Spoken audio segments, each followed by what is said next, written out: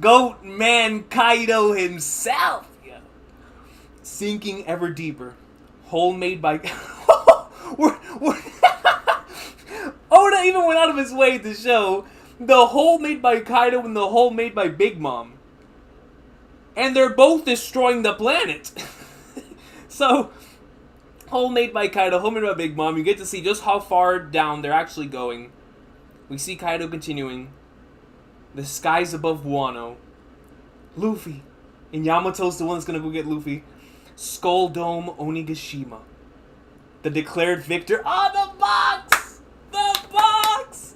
So, right here on the right, in the middle, the go with the coat. The declared victor of the rooftop battle has been revised. It's been changed. The original intent, the original line was changed. Special guest referee, because y'all know in wrestling, when a special guest referee interferes, then you get the general manager, Vince himself, comes out. He's like, yo, run it back. Run it back. Y'all better run it back. And you know that what my boy did was that he ran it back. And he brought out Luffy tunes. You feel me? The declared victor of the rooftop battle has been revised. And we see the go with the coat being held by Yamato. Yamato smiles, and you know that smile comes deep from within the depths of her heart, yo. Because the thing is that Yamato has been in a similar situation with Hiyori and Denjiro, you know, living through those 20 years. But in Yamato's case, it's like she was waiting for Luffy. Not necessarily for 20 years, because she only just met Ace a couple years ago. But still, ever since then, waiting for Luffy, waiting for the opportunity to be freed. And so to have this for her, it's like, this smile means the world. This smile means the world, yo. Up, up, and away. You guys really are something. I can't believe it. And we have Yamato looking over at Momonosuke and the go with the coat. Flame clouds allowing Onigashima to fall. Meanwhile, in the capital, the festival has finally started to die down. And we look over right here, we get to see all the lanterns go up into the air. Toko. And we even get Goat Man Tengu himself. Up, up, and away. Hey, Tengu-san. I heard someone say that Daddy knew they would kill him because he used to be a really big deal. But that he decided to let himself get caught anyway. Why would he do that? Ebisu Town's friendly resident oddball shall now make his grand final journey. So, in Yasue's eyes, did he look at it more as that he had to die in order for this to succeed? Because he knew this would give him, not of course, a newfound resolve, but it would add just even more weight to the entire situation. And as well, whenever he died, it allowed a lot of stuff to come to the forefront. You know, the smile fruits, the connection to the situation from certain members of the crew to what's currently happening.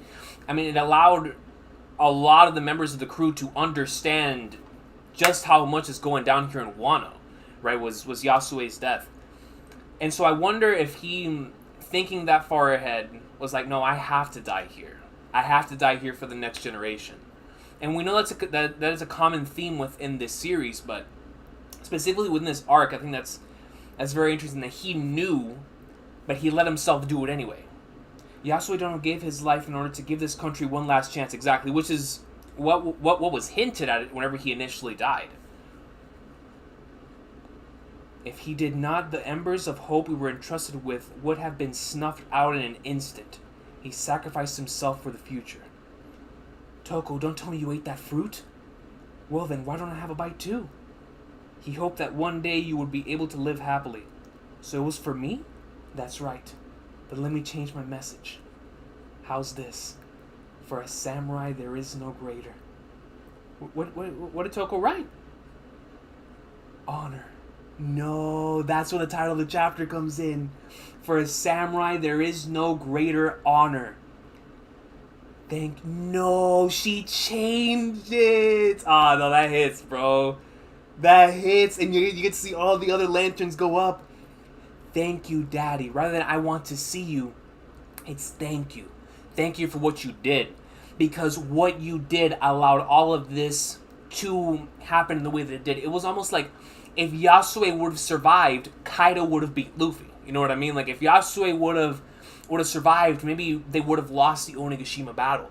But because Yasue gave his life, we were able to see them come out here with the dub, you know, and it's like to her, to Toko, you know, it still hurts, but at the same time, it's like at least now we're all free. It's like knowing the type of man that Yasue was, he did this for a purpose. He knew what he was doing. Especially coming after Odin's death, an individual who died to ensure that one day the borders would be open. Yasue was like, nah, son, I don't care if I have to die or not. The embers will continue to go. This is gonna happen. Onigashima's gonna get raided. And so great stuff, man. Toko smiling, the Tengu, up and away. What a beautiful panel, dude. This sure takes me back. Is that Neko? Goat Mushi himself? There's sky lanterns from the Fire Festival. Now then, everybody listen up. There is no doubt about it now. Luffy drilled Kaido straight into the ground. You better believe he did. And the goatest part about it is that because of the Luffy tunes, because of Gear 5th, we already know my man's going Toon World all the way down. You know what I'm saying? Straight up Toon World. All the way, which is why he initially made the thing, which is really cool, you know, straight up out of, like, Roadrunner. You know, like, it's, we love to see it. And Momonosuke-sama. And then somebody pointed out last week, I thought it was very interesting that that he created that hole in his dragon state when he initially fell in his introduction in chapter 795. We got to see like his regular form, you know, hitting the ground and whatnot. So that's a pretty cool touch. Double play spread, and Momonosuke-sama used his gigantic dragon form to prevent Onigashima from crash landing. Ain't that right? You got it. Yo, they know! And the people understand now. That pink dragon was Momonosuke-sama. Seriously, I had no idea he had a fruit power. Not only that, but it was identical to Kaido's. It's been 20 years since this feud over Odin's regret began, and now it's finally over. We've won. The dub, yo! Yeah, we beat 2 Emperors of the Sea. I never expected us to survive. Gotomatsu, Raizo, Hiyori, Denjiro, Kid, Killer, Beppo, who has been missing in action for ages. But shout out to my dog Beppo, alright? I know he's been in certain panels, but hey, at least now he's with Law again. At least he's with Law again. Apu's like, Straw took down Kaido, you better believe. Better believe that my goat took him down. This is crazy, man. The events that have taken place, think about it this way. In the last 20 chapters, Zoro took out a vice captain, another right-hand man, and that right-hand man was Kaido's right-hand man, while also not only just awakening, because in 1010 he awakened his Conqueror's Haki, but he was proficiently utilizing Conqueror's coding against King. Defeats King. Zoro defeats King. We move over, and we see Kid and Law, at the very least, get Big Mom, the Flagnards, out of there. Like, she's gone. Send her all the way down into wherever it is that she landed, right? Like, sending Big Mom all the way down there. The two of them did everything they possibly could, but they got her out of there. They caught the dub. So Kid and Law caught the dub over Big Mom, and then we caught over to the Go with the Coat. We get all the Joy Boy stuff, Gear 5th and all that, but at the end of the day, Luffy loses to Kaido, comes back, and not only does he beat this man, he drills him. He sends him down in the Flagnard Skypiea style.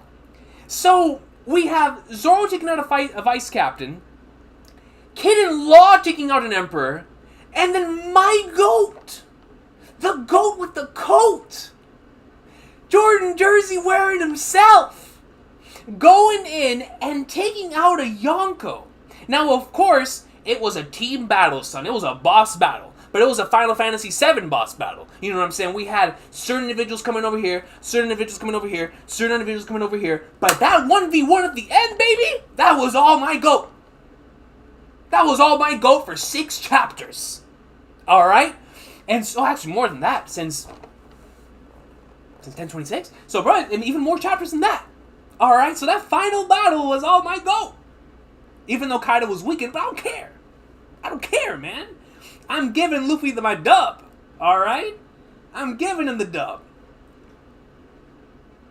Marco, Nami, Tama, Hyogoro. Yo, these individuals on the left, thanks to the anime, it feels like they're actual, like, reoccurring characters. I feel like they've gotten more screen time than, like, some part-timers in the series. Like, I feel like I've seen them more times than I've seen, like, Shanks, than I've seen Dragon. You know what I mean? Look it up, I swear, bro. I swear. Chopper, these two are in bad shape. Chopper, Zoro's not opening his eyes. Dr. Chopper, we need you. Yo, Chopper, your father needs you. Your pops needs you. Papa Zoro needs you, dog. Miyagi, there's too many casuals coming in. I'll lend you a hand. Yo, Chopper's gonna need... Yo, real talk. I gotta give an applause to Chopper, bro. This dude, not only did he slap Queen, but my man's double-handedly, with Marco. He and Marco allowed for a Song of Ice and Fire to not take place in One Piece. Now, the Ice Oni stuff lasted for a really long time. But thanks to Dr. Chopper, we did not have Game of Thrones Season 8 here. Alright, we didn't have it. There was no need for, Mr. Nightwalkers themselves. There was no need to bring Arya into. There was no need. We were saved of Season 8 of Game of Thrones here. Alright? So shout out to Dr. Chopper, because if not, we would have had to deal with that until the very end of the arc. So shout out, that's my boy Chopper. Alright? That's my boy. So put some respect on my dog's name. Zunisha. Let's go. Zunisha, can you hear me? I've given it a lot of thought. And I have decided not to open our borders just yet. No. Go. Is this what I think it means? Is this what I think it means? Yo, we just talked about this. About the potential time skip, because I was telling you, I was like, yo. And it's not just me, I never like to take full credit for stuff, because this is stuff we spitballed together. But yo, us here on this channel, discussing this potential time skip, and things that could take place from them sticking here on this island. If he doesn't open the borders yet, that means there's no stream of information that's coming into the island. No one can come into the island. Oh, man. So, yo, if Luffy Real Deal is about to be knocked out for a minute, there's no stream of information that can come in. Bro. Yo! Okay, alright. Let's continue. That's just headcanon theory stuff, right? That's really fun. Really fun to speculate on, but... Very well, I shall follow your lead. I trust your judgment. So, Zunisha's gonna stay here with Momonosuke? Until they open the borders? But that's very interesting that Zunisha has now taken orders once again from Momonosuke. Like, I shall follow your lead and I'm gonna trust your judgment. And I wonder, for as long as Zunisha's been around,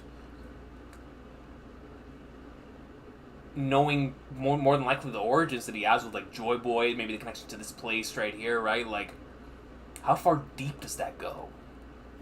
Regardless, we continue here. This is very interesting. Thank you, I'm sorry. What was that? An earthquake? You trash, you're getting ahead of yourselves. We still have greater numbers than you. You shouldn't have let your guards down, just give up. This...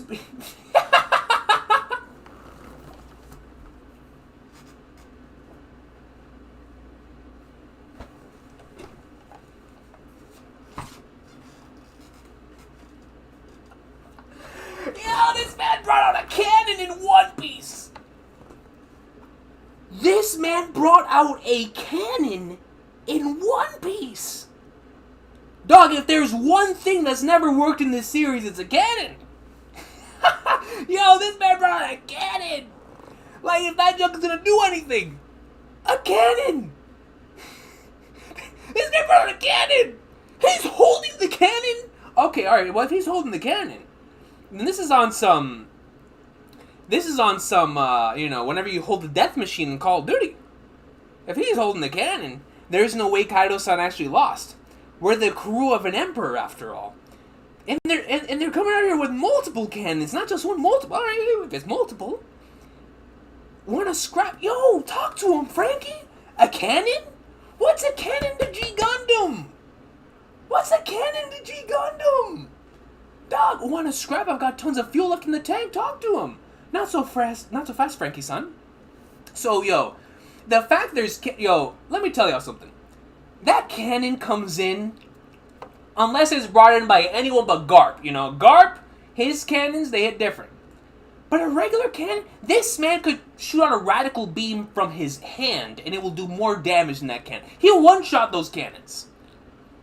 I'm not here with that cannon. Don't disrespect my dog Frankie. Don't disrespect my dog Frankie. Hold it, Beast Pirates.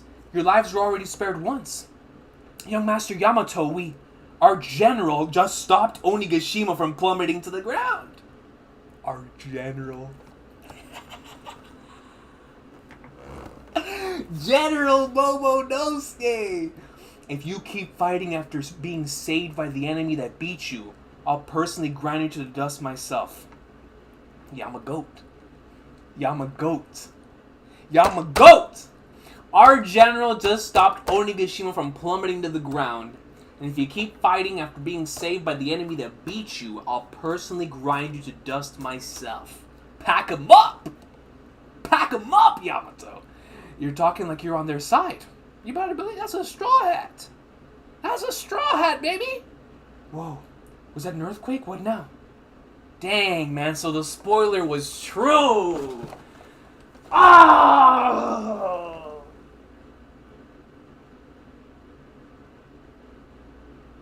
Like, I was holding out hope, bro. I was like, please, don't let what I saw be true. Not because I don't want it to happen, but because I didn't want to get spoiled on such a thing. Like, bro, the fact that... Like, yo, this is a legendary moment. I got... dude. Now I kind of understand where Khan's coming from, bro. I'm not gonna lie, I do, man. Man, dude. See, this would have been so fire, bro. But regardless, it is what it is. You can never win the how. So let's see the how here. Underground magma pool, Udon prisoner mine Wano, an earthquake. Babanuki-san, there's unusual activity on the surface of the sea.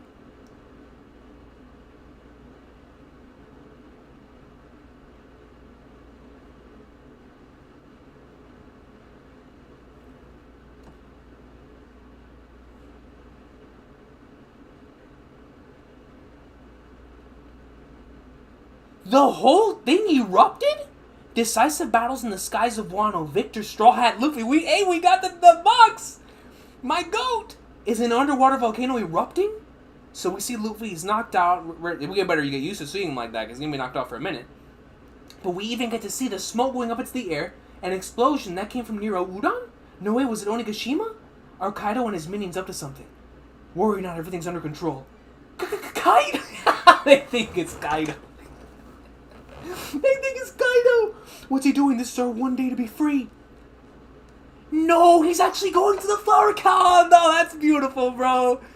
Because I really wanted that moment to take place. Like for Momonosuke himself to show up in the flower capital, for the people to know that was Momonosuke. Do not be alarmed, I'm not Kaido. In fact, the eruption was the final send-off for the Supreme Commander of the Beast Pirates. Oh! Okay, so this is what I got spoiled on, right? So I got spoiled on the fact that Kaido gets roasted like Odin. And I was like, dang, man. Like, Like, that's something I would have loved to see unspoiled. But regardless, this Momonosuke moment, bro. Hold on. I gotta go back. So the volcano erupts. And here we see everyone looks back. Kaido poofs. Not Kaido poofs, I'm sorry. Momonosuke poofs? Wait, is it? We're gonna see adult Momonosuke? Wait. Are we about to see adult Momonosuke? Wait, there's more of them? The scabbards. Yeah! Gamurasaki-sama, is she a ghost? There was a funeral and everything. Are we dreaming? Y'all ain't dreaming. Y'all are seeing goats. That beauty can't be faked. My boy said, yo, you can't put a price on that, man. You know what I mean? Like, yo, that there's a one-of-a-kind beauty in Hiyori. Wait, Boss Kyoshiro, what's your patented Commodore? Or Commodore. Pompadour. Well, this is going to be a long story. First, allow me to present the new Shogun of Wano. Don't tell me. Oh, but seeing the way that's put, that's the end of the chapter?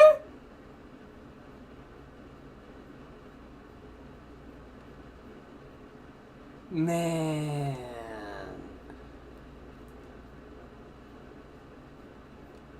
Wait, but that means, based on the end of the chapter, that it could either be Hiyori or Momonosuke.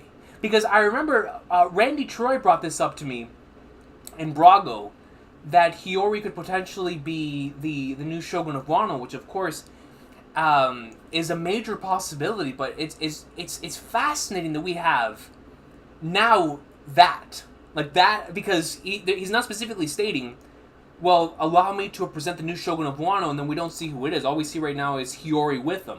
Momonosuke, I'm going to assume, has just left his dragon state, and he's turning into Odin, or, you know, what he looks like, which is going to look like Odin.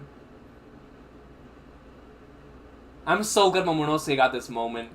Like, I really wanted this to happen, man.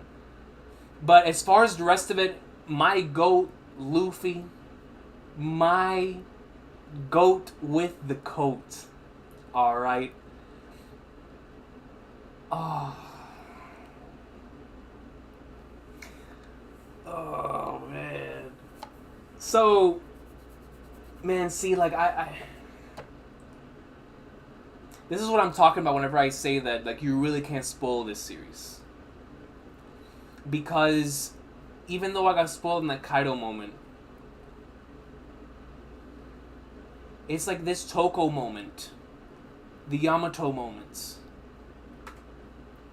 the sense of relief, Momonosuke and Zunisha, and then Momonosuke actually showing up in the Flower Capital, like, and now we're gonna get the new appointed Shogun of Wano. So now there's so many things running through my head, but before all of that, Luffy, bro,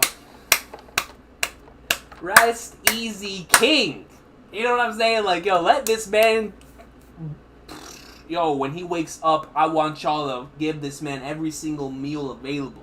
I want y'all to give him all the meat, all the... If my man wants to drink, whatever it is, you give it to him on the spot. Whatever it is my dog wants, you give it to him on the spot. Whether he wakes up now, 5 years from now, I don't know. But when my dog wakes up, you better feed my boy. Alright? And so, Luffy, Oda boxed, my man has won the legendary battle against Kaido. And now, because last week, or the week before, I was extremely emotional reading the end because I thought that was the initial end of the battle. And so now getting the confirmation from that, the fact that Luffy took out an emperor, the fact that, ladies and gentlemen, we have gotten to a point, 1,050 chapters in, and we've taken out an emperor. These individuals that at the beginning of the series, we could not even stand in the grace of these people. We got one-shotted by Aokiji. Alright, we got one-shotted by Aokiji. Kizaru slaughtered all the supernovas. We saw how devastating Whitebeard is. We know how crazy Admirals and Yonko are. So to see that we have gotten to the point to where now, even after, you know what, on top of all that, Kaido is a real one, bro. Kaido is a real one. This individual took more damage than anyone that I have ever seen, period. Period. I think the only other time that I've ever seen a character, like, box this many individuals is Aizen. I think that's it, bro. Like, yo, this man boxed everyone on the island that was of note. You know what I mean? Or, I'm not gonna say all that. You know, there's certainly other individuals that could have boxed him that would definitely add on to damage. But you get what I'm saying, bro. Like, My man took on the Scabbards, the Supernovas, Yamato, and the Go with the Goat. And it took something that could have destroyed the entire planet in that punch to send my dog flying all the way to the Earth's core to take out Kaido. I mean, bro, Kaido's built different, man. Kaido's built different. So this is what we're seeing right here. So right here we get to see Kaido, and it looks like it's his fur coat, and then he himself in the underground magma pool. Well, let me tell y'all something.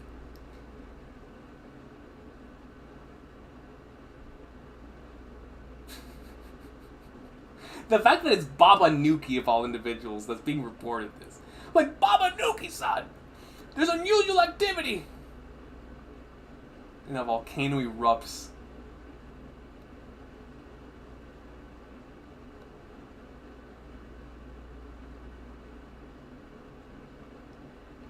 So next chapter we're gonna see Hiyori or Momonosuke being picked as the Shogun. And this is about to send us right into post-Wano. Now this, I'm not going to open the borders just yet thing is really interesting. So, now what this tells me is, because we all initially thought that Luffy was going to defeat Kaido in the dawn.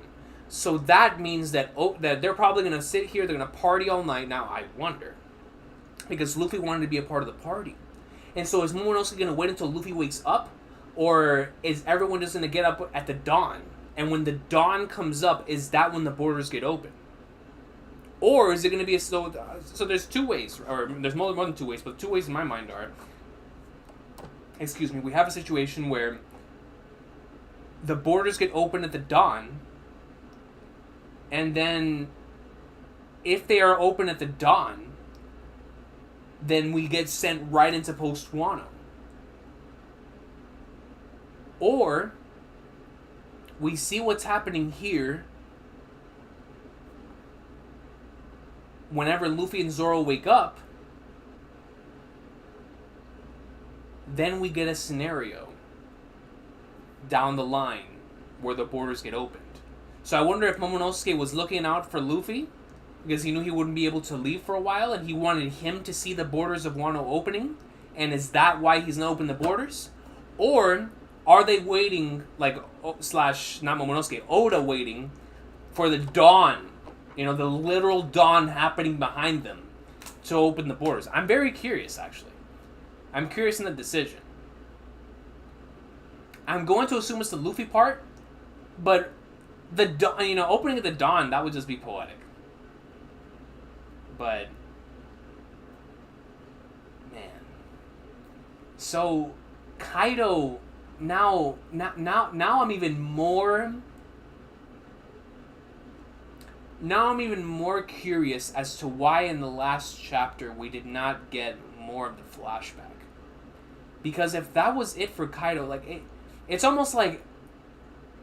how in the world could we get something less than we got for Big Mom? Big Mom got several chapters. Kaido, we got not even an entire chapter for the flashback. And so that's the thing that really doesn't sit right with me in regards to that flashback. Because it was cool we got, but it was like it was like that episode Legend of Galactic Heroes where we were just retelling history. It was just retelling history. We didn't have an opportunity to really dive in and sink our teeth into Kaido's backstory. So that's the thing that really has me like I'm just really questioning what was the decision making there. You know? And of course, for the rock section, we understand why the rock section is not shown. The rock section is going to have some major key importance later on down the line with the Celestial Dragons, because I'm going to assume Roger and Garp protecting the Celestial Dragons has a lot more to do with the final saga than we all initially anticipated, right? So that's probably why we're not being shown that.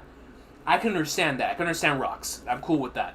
What I don't understand is the Kaido's growing up. How that connects to Onigashima.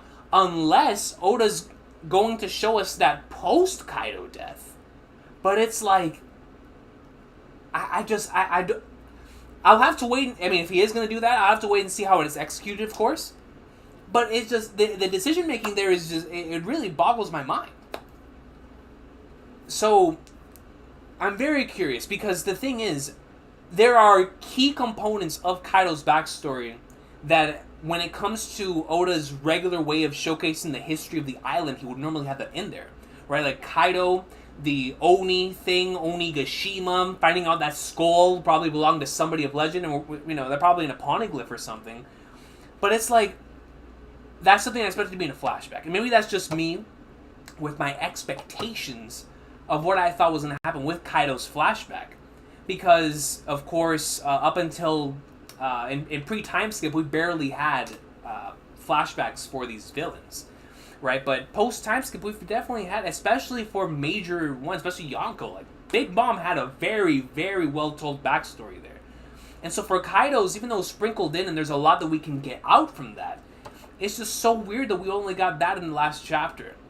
And so I really, really hope, and because of how much I love Kaido, I really hope that even after post him being boiled alive within the core of the earth, causing a volcanic eruption, then in the midst of that, sometime within post Wano, whether it be through the poneglyphs, whether it be through something, we get to find out more about Kaido's origins, his birth, in regards to, you know, the Oni race aspect, how that connects to Onigashima.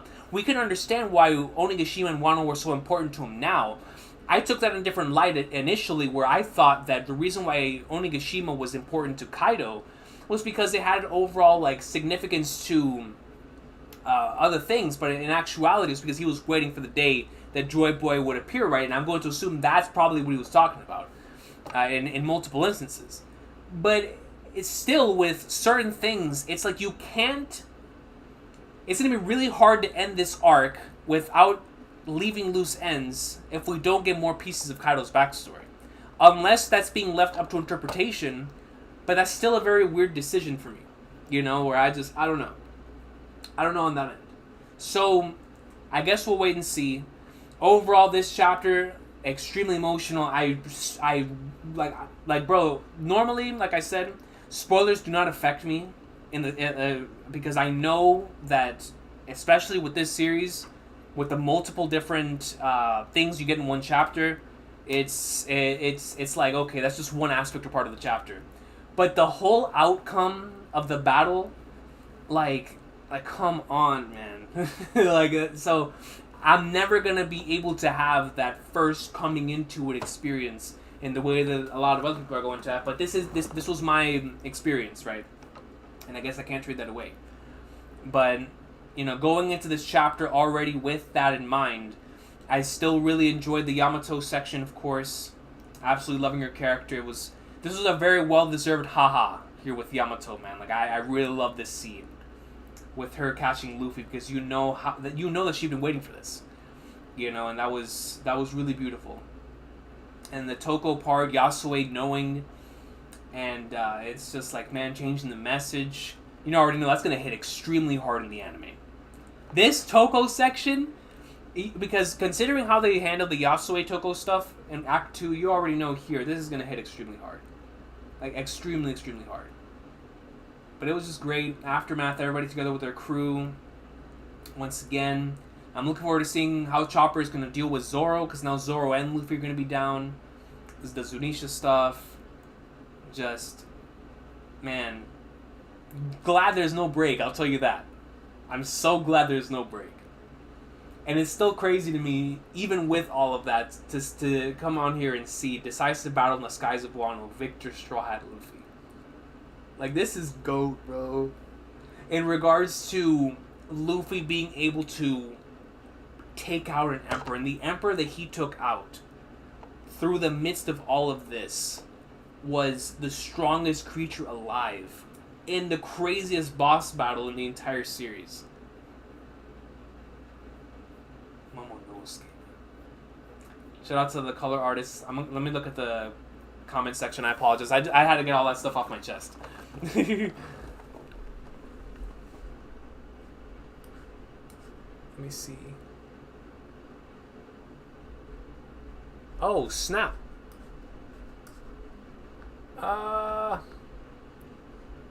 Yo, I apologize when I was... hold up. Let me pull this. Let me see.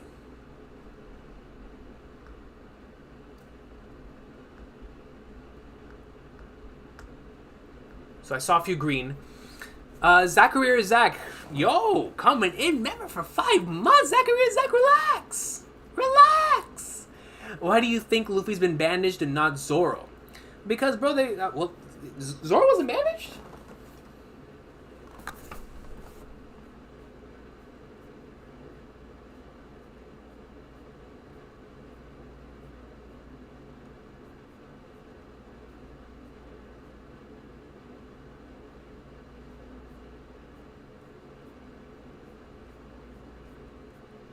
What panel is that again? Oh, let me see.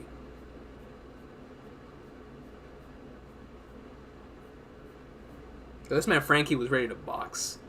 It's my dog Frankie, bro. Yes, well, technically, I think Zachary Zach, honestly, the simplest answer to that is that Dr. Chopper hasn't gotten to him yet.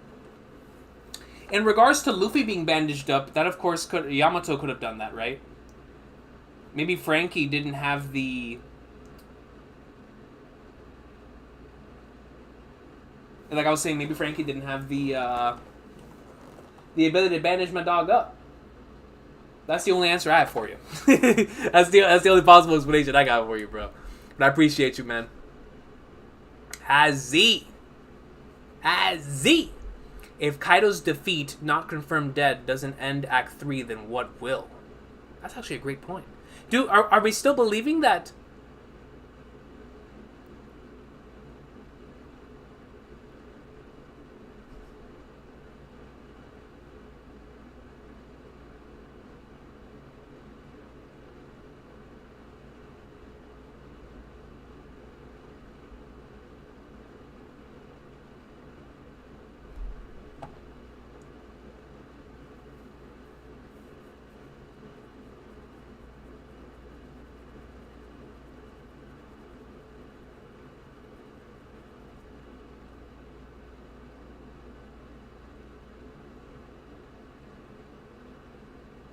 You know, Hazzy, you're right.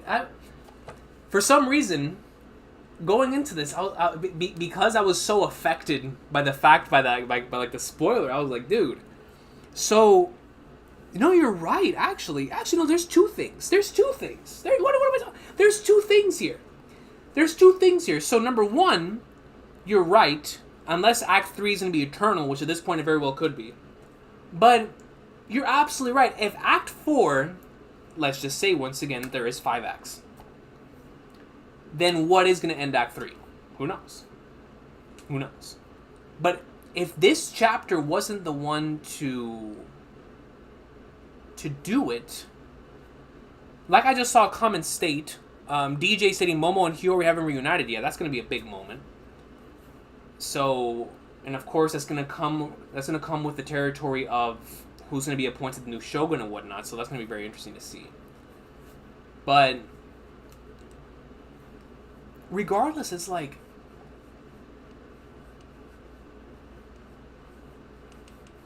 I don't know. But I want to touch upon your other part. You know, I was thinking that. Whenever I saw Kaido right here in this thing, knowing Kaido, I might be capping. Alright, I might be capping. But I think, yo, Hazzy, I'm on the same wavelength with you, dude. Looking at this panel, I know it's magma, but this is Kaido, bro. So,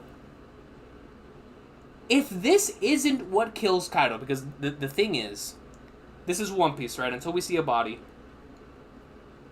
Oh, I can't even say that of Odin, too. But let's just say, right, in Kaido's case, let's just say that, you know, like you said, not confirmed dead. Is that the reason why we haven't gotten this full backstory?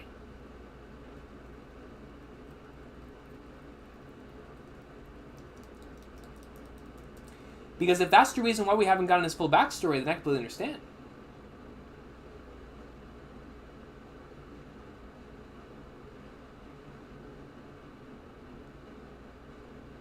This is interesting. Like, I'm genuinely fascinated by this thought. Like, you're absolutely right. Yeah, Kaido did get burned alive. He's currently in magma. But we're talking about Kaido. Am I tripping? Yo, let me see the chat. Let me see the chat right quick. Is Kaido dead or is he alive? Is Kaido dead or alive?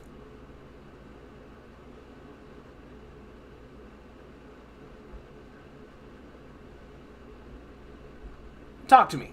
I'm very, very curious.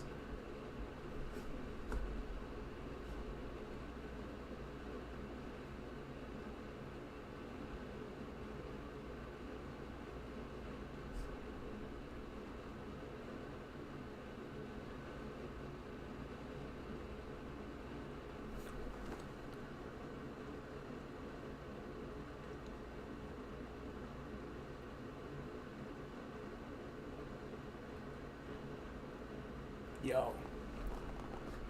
So here's my thing. Obviously, Kaido was the one that I got spoiled on. So it was like going into this, I was like, dang, he's gonna die. But you guys are right. So, because that's the thing, right? That's what doesn't sit right with me, is that they're emperors. Big Mom, for sure, I'm expecting 100% Big Mom to get back up. So if I'm expecting Big Mom to get back up, who's to say Kaido too? And so, excuse me, here's the thing. The night's not over. And I don't know if Oda's saving Big Mom and Kaido for future events or for something that's about to happen soon. But regardless, now now I'm so curious. Because the thing is, if Kaido doesn't die here, then his death is gonna have to happen in the final arc. If Kaido doesn't die here, then his death. Wait.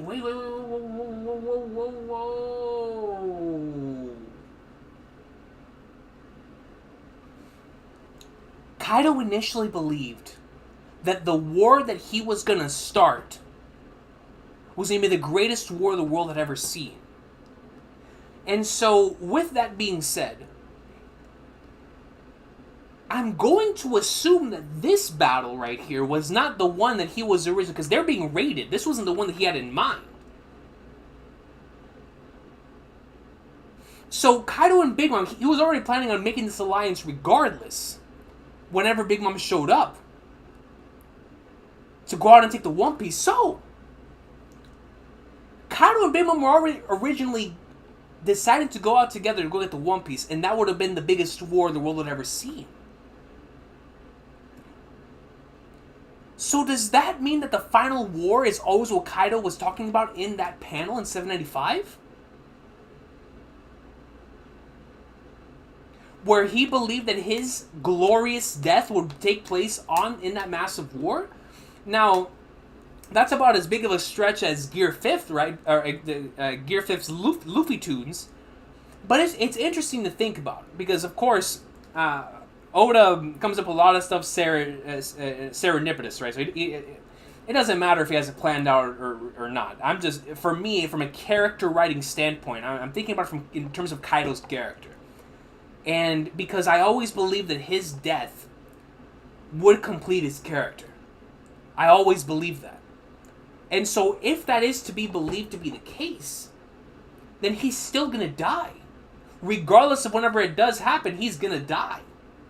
So if it doesn't happen here, they're in the middle of a volcanic eruption.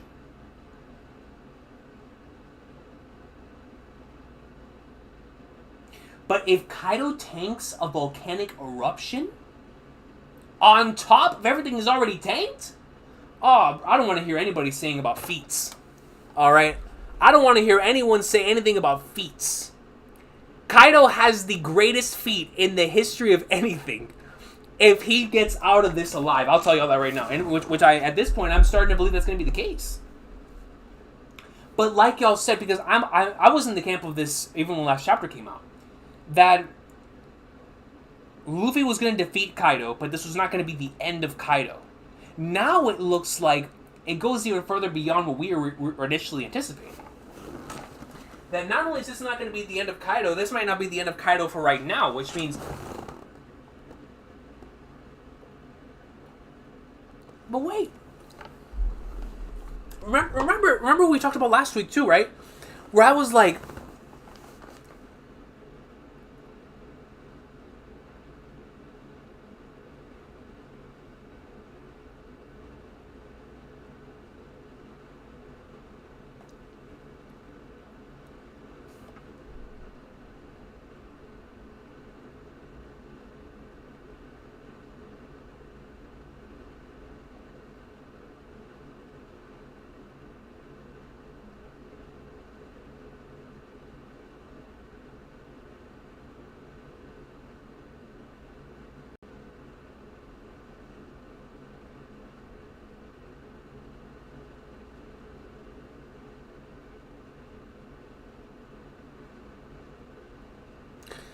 Yo, I apologize. So I have to. I had to read some of this because I really wanted to get y'all's thoughts on this.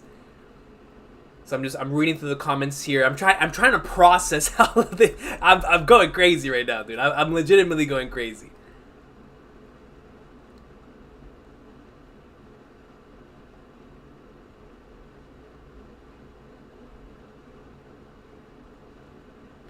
Yo, Hazzy, thank you so much for the Tuna 9, bro. He says, and before Kaido's the one causing the eruption. I mean, that's the way I took it. Was that Kaido going in there is the reason why this, or getting punched without him on a force, and him hitting it without him on a force, is what caused the eruption. But I think you're talking about in regards to him just, like, getting up and causing the eruption, which would be crazy. That'd be insane.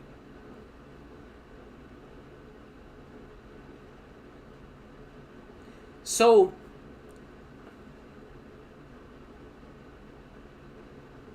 because why you say that, right? Kaido was covered in flames the last time we saw him whenever he got punched and sent down there. So now that we have him, he's in the underground magma pool. Now here's the thing, Akainu being the magma man, we saw how much damage he was putting out in that state, but this is Kaido we're talking about, bro. Like, you know what I mean? Like, but this man's bathing in magma, dude. But this is Kaido, dude. I mean, this is Kaido. It's Kaido! It's Kaido, bro!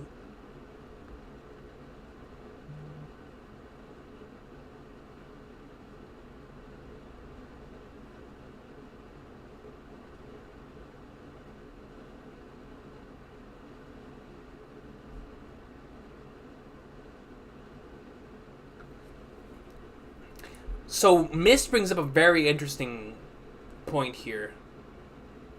If this is the end and this is supposed to be the dawn of Wano, why did the volcano erupt and cause dark clouds everywhere? This might be the perfect atmosphere if everything goes wrong and Kaido comes back. Like I just said, if Kaido gets back up,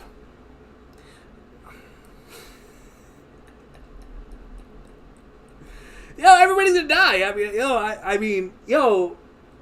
I might have to join Morge. You know what I mean? If that happens, I real deal might have to call up my dog Morge. Because Luffy and Zoro are done. They're done. No, but you see, this is why this chapter... Because this chapter feels like... The last, three, actually, feel like it's coming to a close, like it's wrapping up. That's why I honestly thought the fight ended with the last chapter. Because it just felt like a final part of the fight.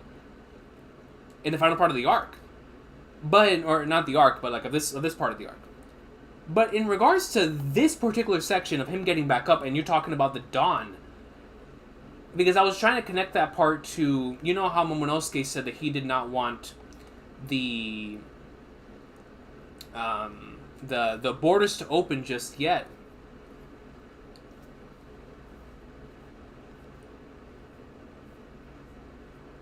Got me thinking. I do think it's over for now. Just based on the way these chapters have gone. But the hypothetical scenario is crazy. The hypothetical scenario is good because everybody's going to die. Everybody's going to die. Unless Kaido gets up, walks toward him, then they have like a boxing match, or something, because I don't know, man. I don't know anymore. But that's very interesting, Mist. That's very interesting. Black Archer says Big Mom will betray Kaido for one last time, taking his dream away and stealing his soul. Brother, that's dark. That's dark. No doubt. That could most certainly happen, though.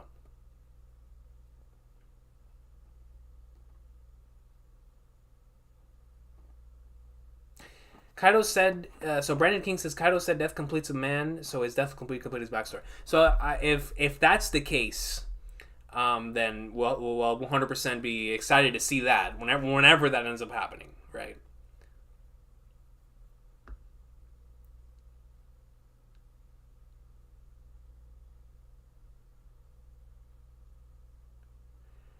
Krish Bora says, what's in the panel immediately after Luffy's smile? Look at the shot of the skies. Luffy's smile?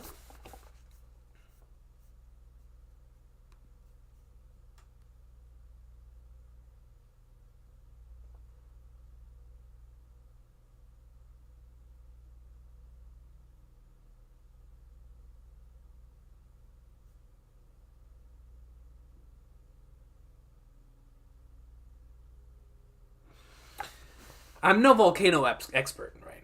I am no volcano expert. Okay. I'm no volcano expert. But I know that in an explosion like this, there's supposed to be lightning and stuff like that, right? But the clouds up here most certainly do look like the same clouds that come out whenever Dragon Form Kaido is like brought into the picture, right?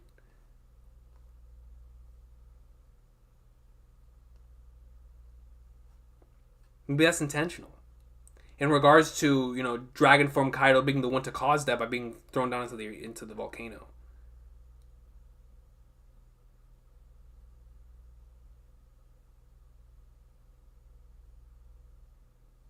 I honestly didn't even equate that. It's like I said, I'm no volcano expert, but I'm going to assume all this is regular when it comes to volcanic eruptions.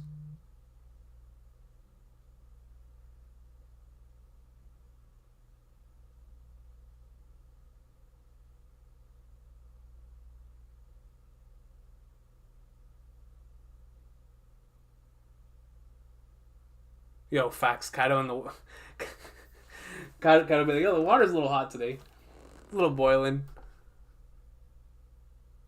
Yo, somebody brought something up earlier that I wanted to talk about. Where is it? Lost my train of thought. So I don't see it, but I saw. So I think All Powerful God NL. Yes, so I see it right here. I saw this one and I saw another one by Vortex. So, All Powerful God NL says, if Oda would make this kind of twist, doesn't it make sense to do it here in Wano, one of the most important arcs in the series? Absolutely. If he is going to do a crazy twist like this, why not in one of the most important arcs in the entire series? And if this is going to be our Marineford until the end of the series, then you already know the final volume of Marineford was the craziest. So, whether that's post-Wano content or stuff that's about to take place, we have no idea. You know what I mean? And we still have those marine ships that are outside. So, but no, you're right. And then Vortex, I saw... I can't find it now. He says, I believe this is a very premature victory celebration from the Alliance. I still think there are some major plot twists coming. 2 more chapters for next 2 weeks. Hype. So shout out to 2 chapters for 2 weeks. I'm just so happy. Alright, I'm so happy because these breaks have been killing me. So the fact that we're going to get 3 chapters in a row is awesome. It is awesome. But yeah, in terms of the premature victory celebration, if that is true, then... Man. Omar Khan comes in with a 2. Shout out to Omar Khan. Thank you so much, bro. He says, King, I'm really worried about Zoro. Honestly, we should be. We should be worried about Zoro and Luffy. Because Zoro and Luffy at this point in time did way more than they were initially supposed to. Zoro was not supposed to move after just doing Dead Man's Game on Kaido. He was packaged up, as JD Legend put it in a blunt. And it's like, yo, you have a situation where Zoro was already damaged. Already damaged. And on top of that, he had to go box King with every fiber in his being. And he beat him. So it's like Zoro went so far above and beyond that he could potentially legitimately be on the brink of death. Which is why we saw the Grim Reaper. So we should be afraid for Zoro, and we most certainly need to be afraid for Luffy. Gear 5th, using it once, I was already afraid. Using it twice, and if y'all keep talking like y'all talking, if you use it a third time, Luffy's dying. Alright, here, and Law's gonna have to use immortality. But here's the thing. Here's what scares me. If Luffy and Zoro, if this is going to be Oda's way of putting them out for a little while, keeping them out of the picture for a little while, until they both recover, then it's like, what's going to happen with those two? Because it's specifically been put on those two, or at least for me, in the way that I'm thinking of the way that Luffy is going to deal with the consequences of Gear 5th, it's going to be on the same level we're currently seeing with Zoro. But in Zoro's case, there's no color in his eyes. And so it's like, what is Oda cooking with Zoro right now? Is this going to lead more into the whole his whole gimmick right now with the King of Jigoku stuff, or like what are we doing? I don't know, man. But I'm just like you. I mean, I'm not gonna say I'm worried about Zoro. I know my dog's gonna get up, but I just wonder what type of consequences, what type of long-term consequences could be in store from having done everything that he did here. Excuse me, and I feel the same about Luffy. Like, I really fear for Big Mom to reach out her soul fruit and talk to, I don't know, Katakuri and be like, it's sure a shame Mugiwara no Luffy and Horo no Azoro only have this amount of time left to live. Because that's what it feels like. It feels like with Zoro having gone through everything he's gone through the entire series up to this point, and Luffy continuing to go away at his lifespan, it feels like Big Mom looking at that thing, she's gonna be like, well, dang, they ain't got much longer to live. And so that's where I'm really worried about, those two in particular, because they've just gone so... Zoro, for a really long time at the beginning of the series, never went into a fight 100%. He was always hurt. Always hurt. And that was the story in that fight. Zoro's hurt, he's got a box. Zoro's hurt, he's got a box. It was always a story, but he always found a way. He even did that against King. And now King, he took the miracle drug. But it's like, still... And we saw what was stated, that if he takes this thing, the damage is going to be take from the King fight is going to be taken to the next level. So it's like, I don't know. I don't know what's going to happen there with Zoro, but I'm just like you. I'm like, dog, we believe in my dog's durability or something, man. It's going to be crazy. It's going to be crazy. Thank you so much for that, bro.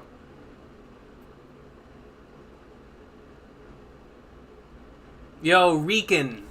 Shout out to my dog Recon coming in, member for 3 months.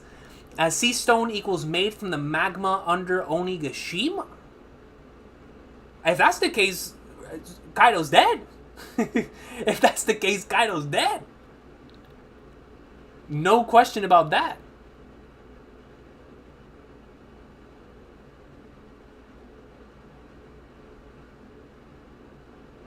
Made from the magma under Onigashima. That's actually a really... I've never heard anyone say that, Recon. That's actually really interesting. If that's the case, I'll tell you what. If that's the case and Kaido still gets... If Kaido and Big Mom still get up, with that being the case, Yonko built different. Yonko built different, alright? Built different.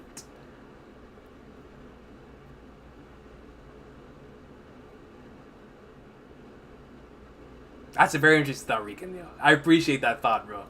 I've never heard anyone say that. So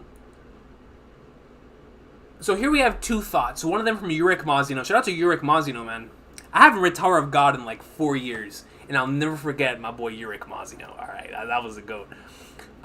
He says Luffy going to be asleep for a whole month. I would dare say that's probably the bare minimum, right? Like, we're looking at Luffy being asleep weeks, months, like months potentially, right? Like, who knows? And then Recon has a follow-up comment and says, does this feel like Ace being freed to any of you guys? And I'm not gonna lie, it does. It really, really does, yo. And I'll tell you what, because when Marineford...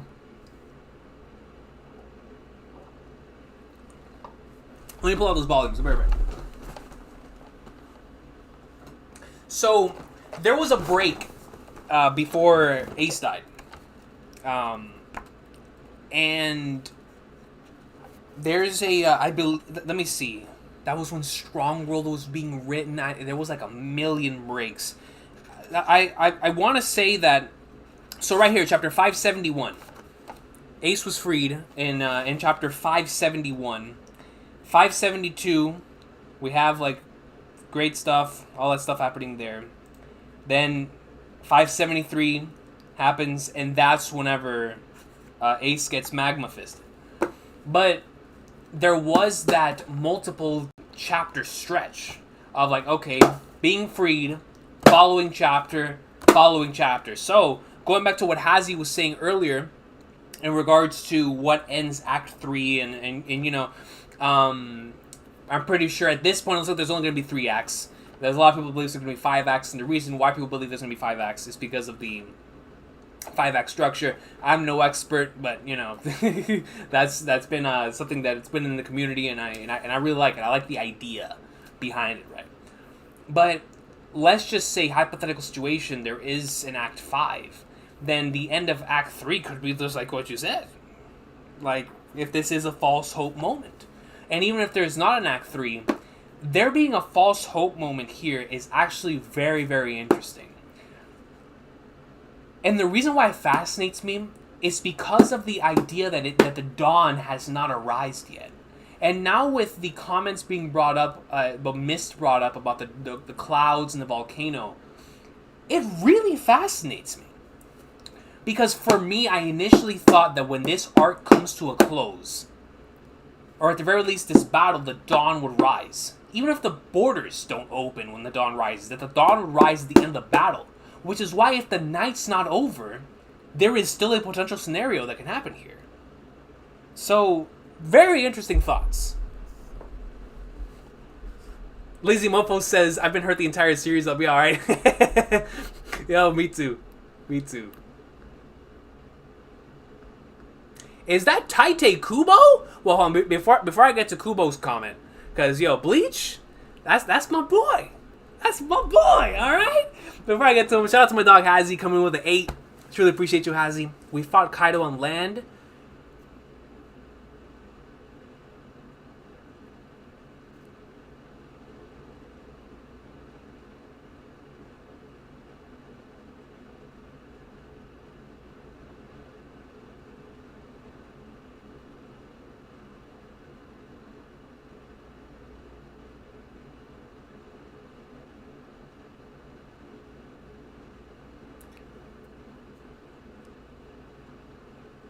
That's fascinating. So, you remember? There was an interview.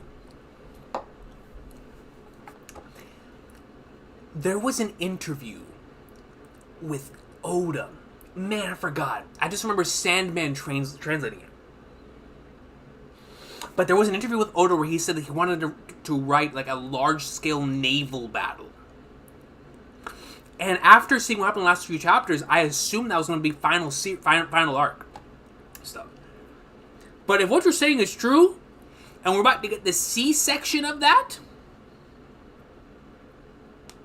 if we're about to get the naval battle, I take back what I said about cannons, y'all. I take back what I said about cannons. But that's interesting. That's a really interesting scenario. So we fought Kaido on land, Flower Capital, and the Air Roof piece. And what about sea? That's so true, actually.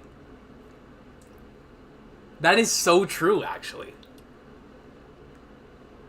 Yo, y'all are selling me on this, man. I see. This is why I'm glad I started doing live streams, because y'all's imagination, y'all's mind goes crazy, man. Dude. Yo, Hazzy, you're on to something. You're on to something, yo. You're on to something.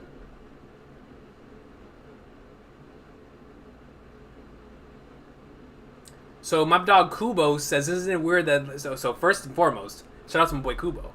Isn't it weird that Luffy is the only Zoan type to awaken in this arc against the Beast Pirates?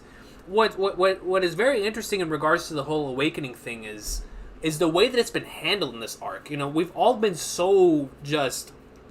It feels like everyone knows what awakening is, but we've only really gotten to see it out of certain characters that are utilizing it for the first time. So it's like, is it not being shown because we're led to believe that, like, the hybrid forms or whatever those things are, is that's awakening? But the thing is, we know that awakening affects everything around them. So it's just so weird. In King, I could understand, King awakening the flames. That one feels way more plausible to me than all of the other awakenings. Like, the awakening ideas. The thing with Kaido, the reason why Kaido... It's so weird with Kaido, right? Because you just know he's proficient and he's awakened, or I'm sorry, that based on his conversation with Luffy, that he knows a lot about awakening, and that he himself is, of course, knows what it is, and has it. So it's like, what? That's why his backstory would have been so key, because like the comment section brought up that week. It could have been a scenario where Kaido, getting the fruit, awakens into the dragon, and his dragon is his awakening. But because we didn't see it, we don't know. You know what I mean? And it's like, there's certain things that are left up to interpretation. So it's like, unless they awaken, which, if the arc's already so long, we don't even know, right? But in Kaido's case, like, I do want... If I could ask him a question in SBS... I could just ask one question. Maybe like my third question I would ask him. I'd probably ask him a few more before that. But I'd be like, yo, Oda, is Kaido's awakening his dragon form? What is it? You feel me? Like, because that's just, it's so weird to me. So, it is strange, Kubo. It really is. It really is. Like I said, I don't know if we're led to believe that Kaido's awakening is his dragon state or his hybrid state or whatever it is, but it's strange. It is very strange.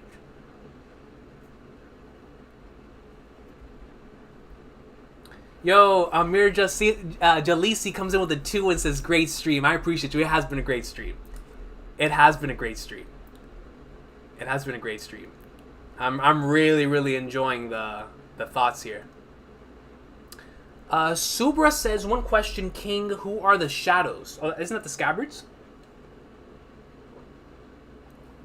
Along with Komurasaki, there are 7. Denjiro, Neko, Inu, Kawamatsu, Raizo, so total 6. Or the other 2. Izo and Ashura back. Kinemon Kiku still down, though? Who then?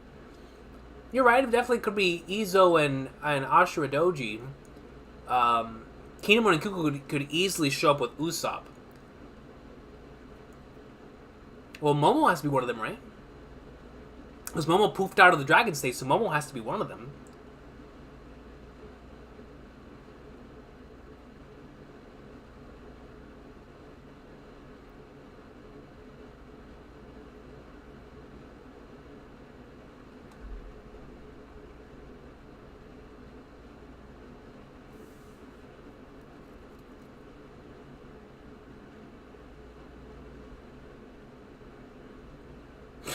Joy Boy says, last time Neko celebrated early, Odin died. That's painful. That's painful. poor Nekomamushi. Poor Nekomamushi, yo.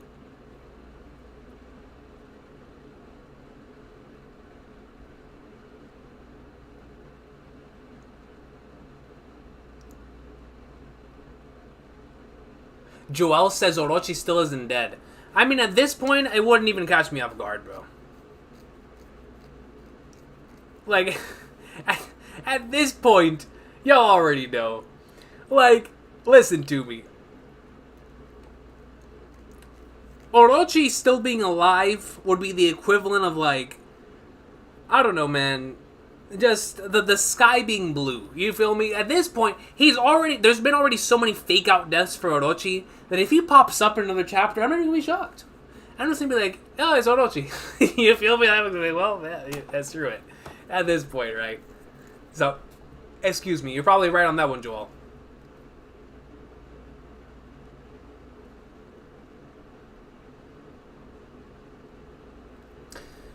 So Thomas Huerta says it might be like how hockey was a pre-time skip or wasn't shown, but definitely there. That's interesting. That's interesting. So, like, it's something we can't comprehend yet. But the reason why that's weird to me is if we can't see it, but we're utilizing it. That's what makes where I'm like, okay, because we know that Kaido, when he transforms into his dragon state, he legitimately changes the surrounding area. The clouds can change. He can create like the dragon flame clouds and all that stuff. So it's like we see he could have a direct effect on them, right? Like if Oda were telling me that's his awakening, I'd be like, all right. I would have loved to have heard that in the manga, but I'd be like, all right, I get it. As far as the rest of them go, I would be like, what in the flying flagons did they do to... Unless... Is Awakening different for everyone? Because the way that Kaido put it is that Awakening is utilizing your ability, like, to where it's fully resonating with your ability and yourself, your mind and body with your ability. Doflamingo let us know that it's something that can affect the environment around. And it's so weird because Luffy, of course, can surround, and if somebody were to tell me, oh, that's a Paramecia exclusive thing, Luffy's a mythical Zoan. Now, of course, he's a mythical Zoan, but the point is that, right? He's a mythical. Now, if regular Zoans can't affect the environment, cool. All right, so it's just their hybrid forms, I guess, or their awakening, whatever. But in Kaido's case, we know he's a mythical Zoan too. It's like we know that this man and Luffy are in the same type of dilemma, and so it's like why didn't we see him affecting the environment too? But at the same time he kind of did. He just didn't do it to the extent that we could see it visually with Luffy. I don't know, man. I don't know. It is confusing. It is confusing. Jay Perry once says Kaido's done. No way he's getting back up. Forget it. I mean, you might be right. You might be right. We're just speculating here, bro. You feel me? There's no hurt in discussion. No hurt in discussion.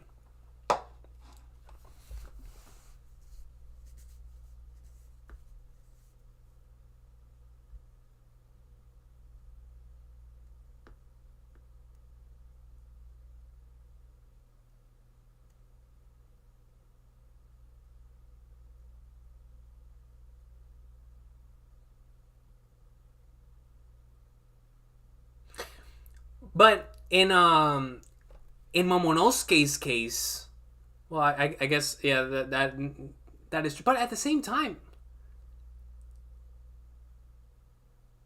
because it was the fish fruit. Modelize your dragon. Well, I don't know. You're probably right. You're probably right there.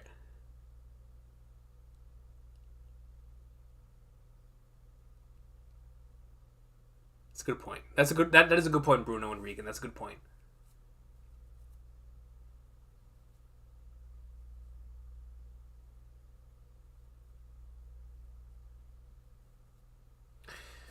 But his durability and more could be the result of one we don't know. A good hint is how well Kaido can switch between different hybrid forms. And it's also interesting how, like, we saw both Kaido and Luffy switching between multiple forms.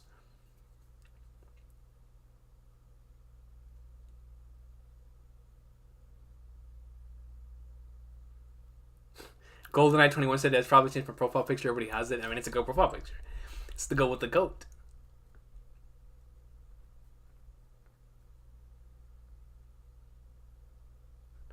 Yo, Lazy Mofos is spitting facts. is spitting facts. Definitely has a Orochi definitely has a roach Zoan, because not even a nuke could take that man out. I'll tell you that. I'll tell you that. Ain't Ashura Doji dead? I didn't see a body. Bro, yo. I love this series with every fiber of my being, but I refuse to say a character is dead until I see a body. You feel me? That's just the way it goes. I've been reading it for far too long, son. Far too long.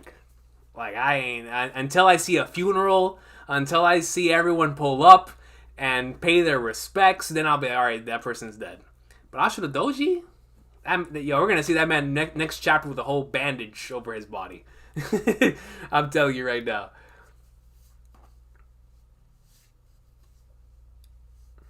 Who are you talking about, Bruno? Bruno says, I think I would be straight up annoyed if he's still alive. Are you talking about Kaido? I mean, I can't even blame you on that aspect because of the amount of different, the amount of chapters. We're 140 something chapters deep into this, right? I can 100% understand that sentiment. I would just say, if you're talking about Kaido, I don't know if you're talking about Kaido. Or you're talking about Orochi. If you're talking about Kaido, I would just say wait and see how it's executed, right?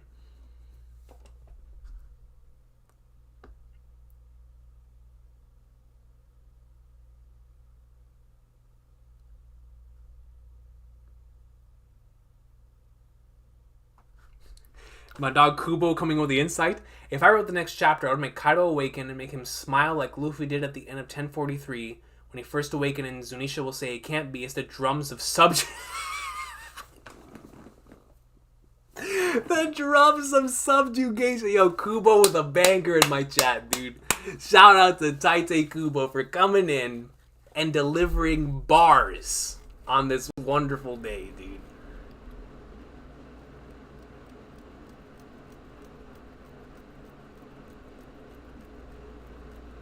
Ankit says, man, I would request Oda to end Wano. This is dragging 2 years, man.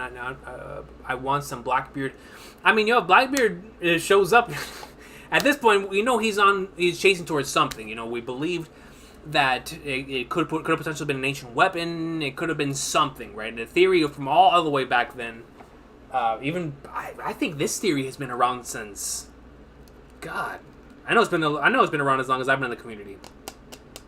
Doing YouTube videos, so it's for 10 years, right? Like, this theory's been around for Blackbeard going into Wano during the Kaido battle. It's like it's like, if Blackbeard does show up here, then of course it's going to be extended for a little while longer. But I'm so interested on the execution of it if it happens. If Blackbeard were to show up. Because he's coming to get some fruits. You feel me?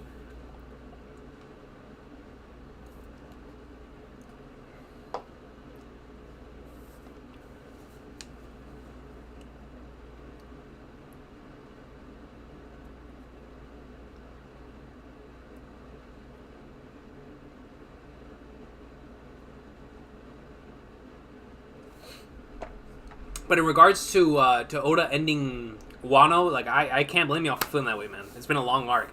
I had a conversation with Fiji the other day, and I was telling Fiji, I was like, yo, this is the only arc of this length that I'm not tired of. Because I'll tell you what, there's other arcs that have been less than this, and in any series where I'm already like, yo, I'm checking out, I'm ready to go.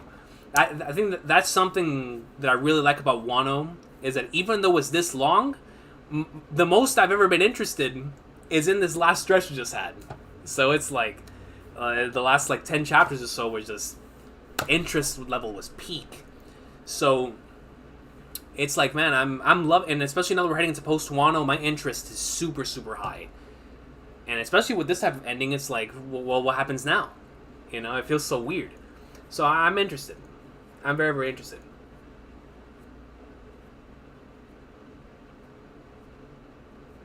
But in regards to, oh no, this is interesting. Yo, Salty Pub GM says the dragon Luffy defeated was Momo. Kaido's the one saying, "I'll not." Can you imagine? That would actually be hilarious. That would actually be really funny.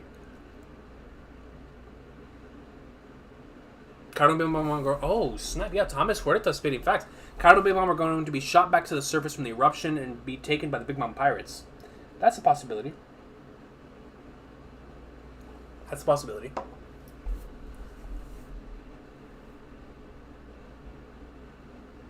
Exactly, DJ. Which is why everybody was talking about the will of P. The will of P. Alright? The will of P. The will of P. So, that's why the other day, whenever Pedro brought that thing up, you saw like a bunch of people in the community be like, does this imply Pedro's still alive? Listen, man. In this series, you never know.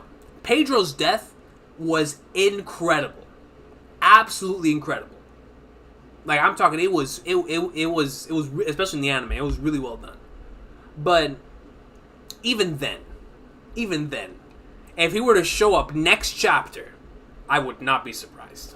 I'm just gonna keep it 100. I'm gonna keep it 100. Like, the only two characters that have died in this series that I do not expect to see again are the flashback deaths and Ace and Whitebeard and the Going Merry. Everyone else's game. Everyone else's game. If they didn't have a funeral, we might see him again. That's the way I've always looked at it at this point, right? At this point.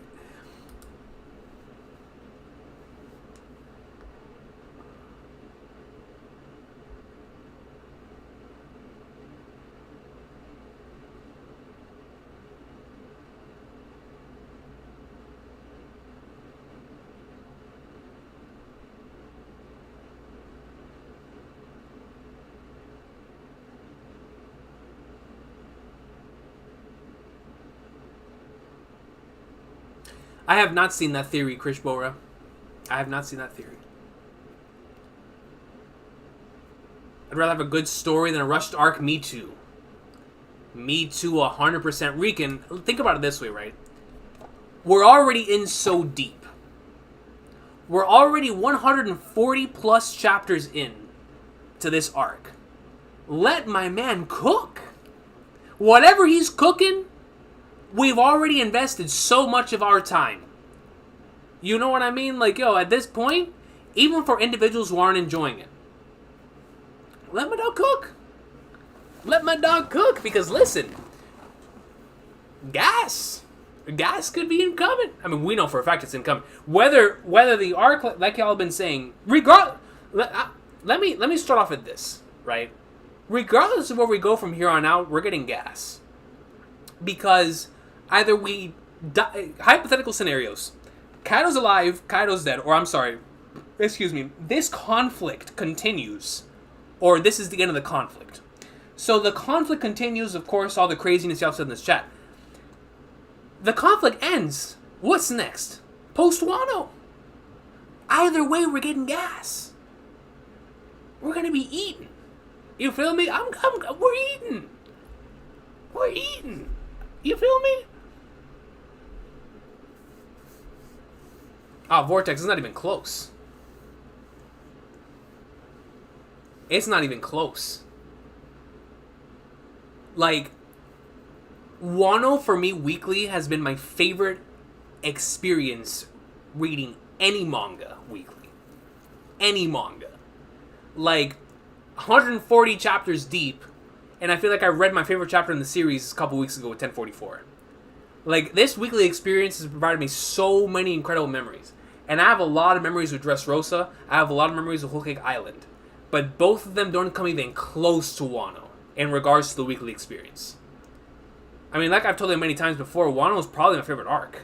I love this arc. I really, really love this arc. And it has provided some of the greatest weekly experience moments. And that's why it like shocks me that I'm still this invested 140 plus chapters deep. Like, it truly has been, like, I agree with you, Vortex. Weekly, 100 times better than those two. I can tell you that.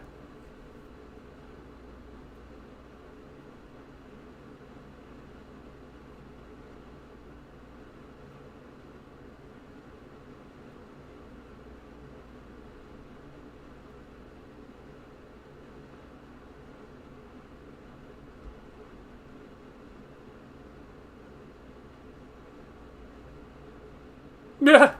Cold Zero says, imagine an alternate reality where Law uses shambles to swap Kaido for Momo. That is a dark timeline.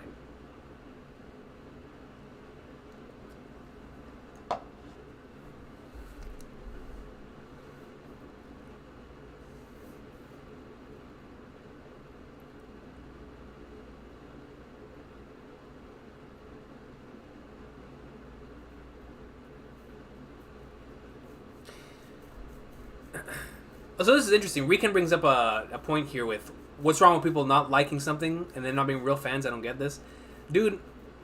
It's just it's something within, not just within the One Piece community. I've seen this a lot in other communities too, and it's like, yo, we all have something that we dislike about all of our favorites.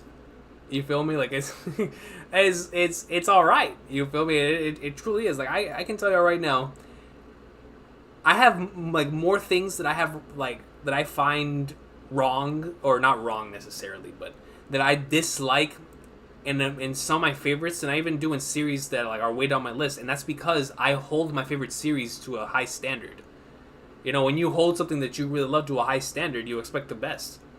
And so, like, even for me when it comes to One Piece, I can't even begin to explain the amount of issues that I have, especially with certain arcs when it comes to the anime, the manga, the pacing, the way that certain things went, certain decisions, just certain things that I personally didn't like. Still my favorite series. You feel me? Even in Wano, which I think is my favorite arc, I was just talking about him. Like the fact that we've had the fake out deaths, Orochi's died like a million times. Like, yo, there's a lot of stuff in this arc that, you know, it's just, it is what it is. Don't like it. Dislike the certain things. Doesn't take away the fact that it's our favorite series. Or at least it's my favorite series. But it's a mindset that's been just very prevalent lately. I don't know what it is. Not just, like I said, not just with One Piece, but I see that a lot in other communities. Like Gintama, I'm big into gaming stuff too. Like I see that so much with Final Fantasy, bro. And it's like, I love Final Fantasy 7, man. Like I really, really love Final Fantasy 7. But dog, like come on, man. Come on, man.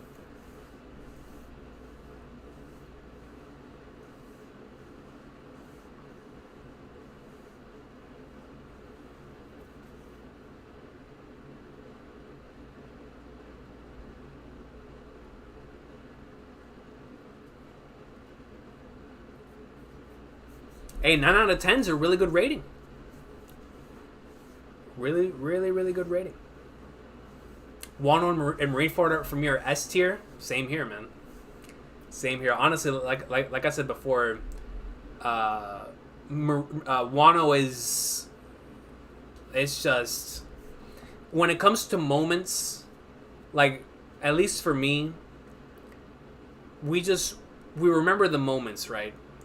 And Wano, since Marineford, is the arc that has had like the most like high caliber, like legendary moments since then. At least for me. Like I love this arc. Like the moments they're crazy. And it is the same thing, because the thing is, right, we talk about the weekly experiences and stuff, right?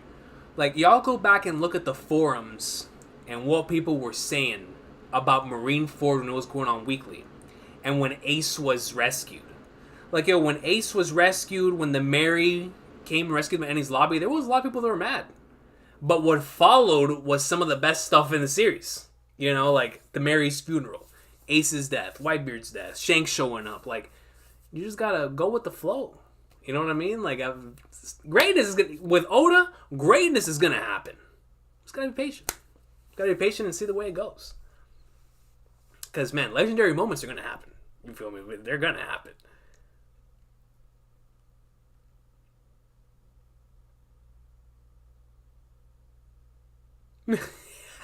Yaki Oni says, Judge will show everyone why he's top 5 in this recent cover story.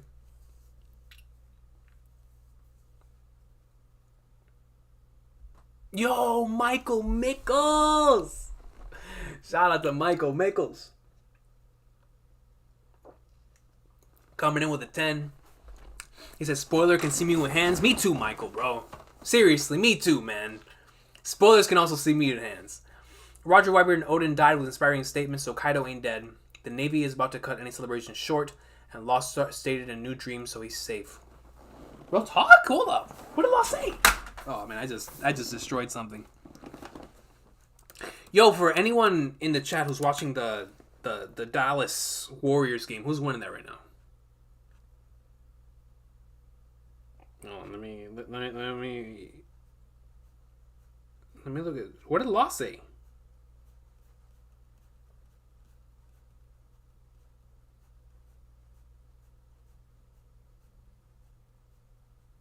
Wait. Are you talking about the stuff they said about the poneglyphs and about seeing this checker fate to the end earlier on in the arc? Or did he say something in this week's chapter?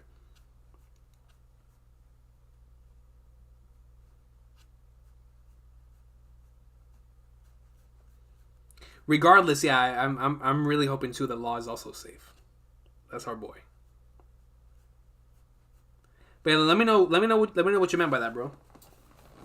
But I appreciate you as always, Michael. Yeah, man, when it comes to spoilers, honestly, the spoilers can see us all in hands.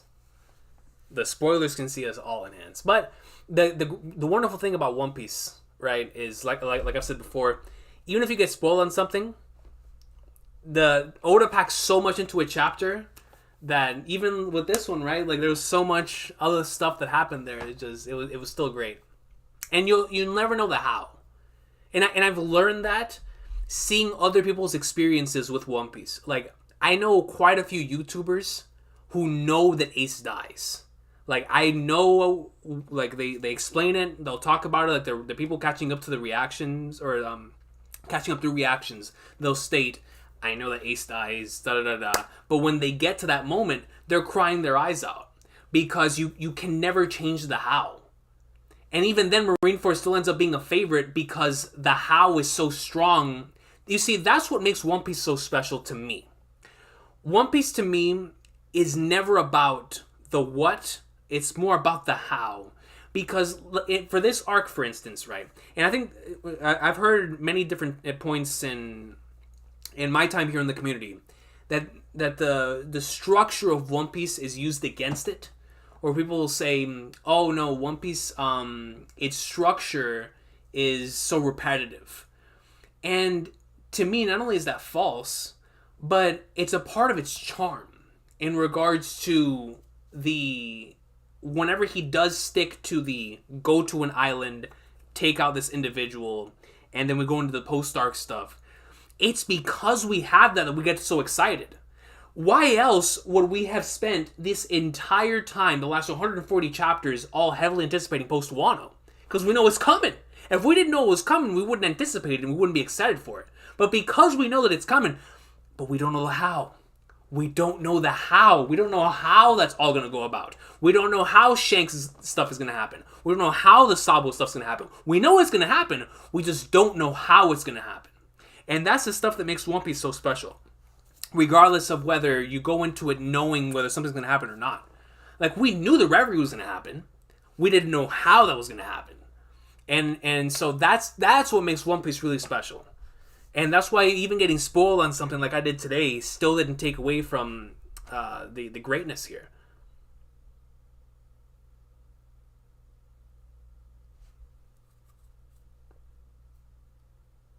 My goodness, bro! The Warriors are up by that much?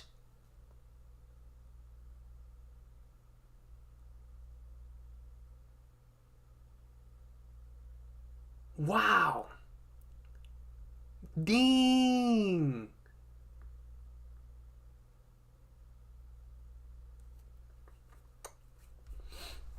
Mac33 says, I've been telling people Wano's the best arc, has been the best arc.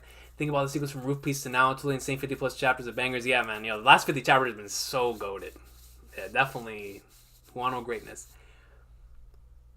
He's probably talking about Law's convo with Robin at the Poneglyph. You're probably right. That's what I was thinking as well. That's what I was thinking as well.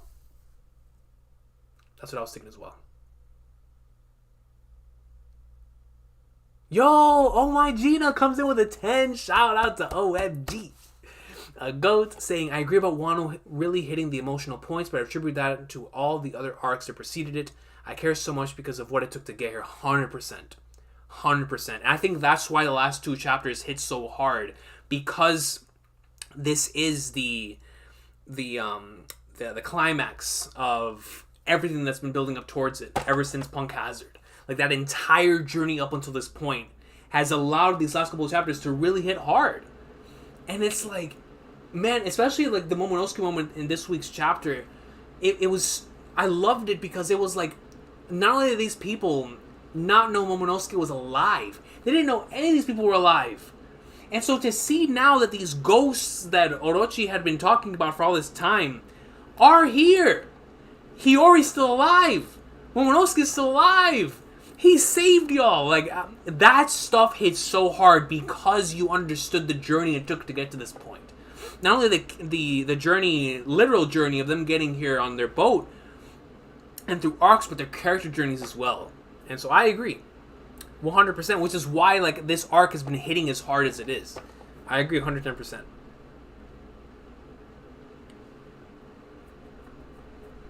Oh, thank you for sharing that. So Got Milt says that he was spoiling Ace's death during a random CS:GO lobby, and then he states, hold on, where is it? That it was still an unreal moment, even though it was spoiled. And I think that's what's really cool about this series. And honestly, not even just keeping it to One Piece, in general, right? When it comes to whenever you're experiencing something, especially when it's executed like that, like in the way of Ace's death, it's like, man, it's like you could be spoiled on it, but because of the way that Oda like fakes you out, oh, he's alive, he's good. Nah, son, he ain't good. He ain't good, man. And it's just even the way it's done, you still can't believe it's taking place. Yo, Goddeal says he just graduated. Congratulations, Goddeal. Congratulations, yo. Class of 2022, baby.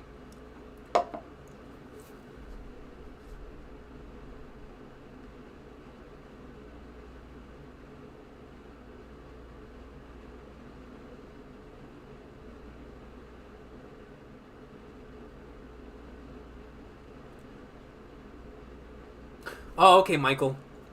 Michael says he brought up the Corazon and Will of D during that Poneglyph scene, so I think he'll definitely make him telephone aware. Then he's dead. Hey, as long as we get Law, right? For more greatness later on, man. You know what I mean? As long as we get more Law greatness. Vortex says, I cried when the mayor came back. Oh, me too, bro. Trust me. Trust me. But what I meant by that statement is that those were happy moments before sadness. Like, Mary coming in to save them, then the Mary's death. Ace is freed, then Ace dies. So it's like those moments of happiness before really, really sad moments take place. That's what I meant by that. And like, I'm like you go back and look at the forums, pretty sure people were like, oh, what is this? And stuff like that. And so there's always going to be like that crowd and whatnot. But for me, when it comes to the Mary coming back, that one still to this day gives me chills. When they're like, yo, look down and the music hits, oh, they all jump on the Mary, bro. I don't care how many times I watched that. Episode 310, dude, what? Dude, from like episode 309, 310, 311, 312, just really special stuff. Enies Lobby in the anime was always a special place in my heart. As many pacing issues as Enies Lobby had in the anime, the moments are just so incredible in that arc in the anime where I'm just like, I love it. So the Jet Gatling, then the look down, and then the 312 with the dear friends. Dog, I cry every time. I don't care, dude. Yo, Oda made me cry over a boat, both when I watched it and when I read it. The original name of the chapter for the Mary's death in the manga was the Falling Snow Reminiscence. That was the scan title. The Falling Snow Reminiscence. And I love that. That might be my favorite title for a chapter. One of my favorites, at least. The Falling Snow Reminiscence, man.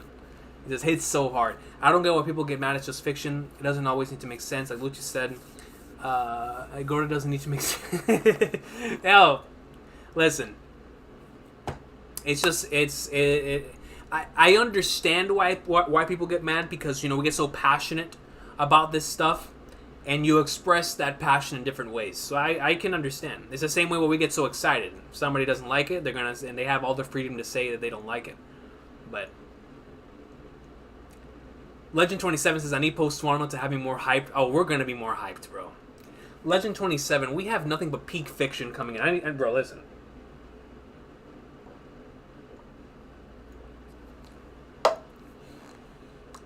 Post Wano might be... This is why I wanted so many people to catch up before we got to Post Wano. Because Post Wano is going to be so incredible. What we're about to get into is the culmination of all of the build-up that we've been getting throughout the middle of act break stuff. So the Reverie stuff, the middle of the act stuff, all of that. That's what we're going to get in Post Wano. So like I said earlier, Instant Messenger Sama, Dragon, Sabo, Vivi, Shanks, Blackbeard. They're all on the table. Vegapunk. All of it. And that's just around the world, which is going to be nothing but peak. Within Wano, we still need to find out a lot more about the history of the world, Toki, the real mission from 800 years ago, Zunisha and Joy Boy, all this. It's like non-stop peak is coming, yo. Oda's going to be cooking. Oda is going to be cooking. Which is why I'm like, yo, regardless of what happens here, like I said earlier, whether we keep going or it's over, I'm cool. Peak is incoming. Peak is incoming. Yo, Silva, man. Absolutely, bro. Unfortunately, I got spoiled on the on Kaido before I read the chapter, so I got spoiled on Kaido earlier, but it wasn't on stream or anything. It was it happened before that, but even with that, it was still greatness as always. As always, you already know. Definitely enjoyed it.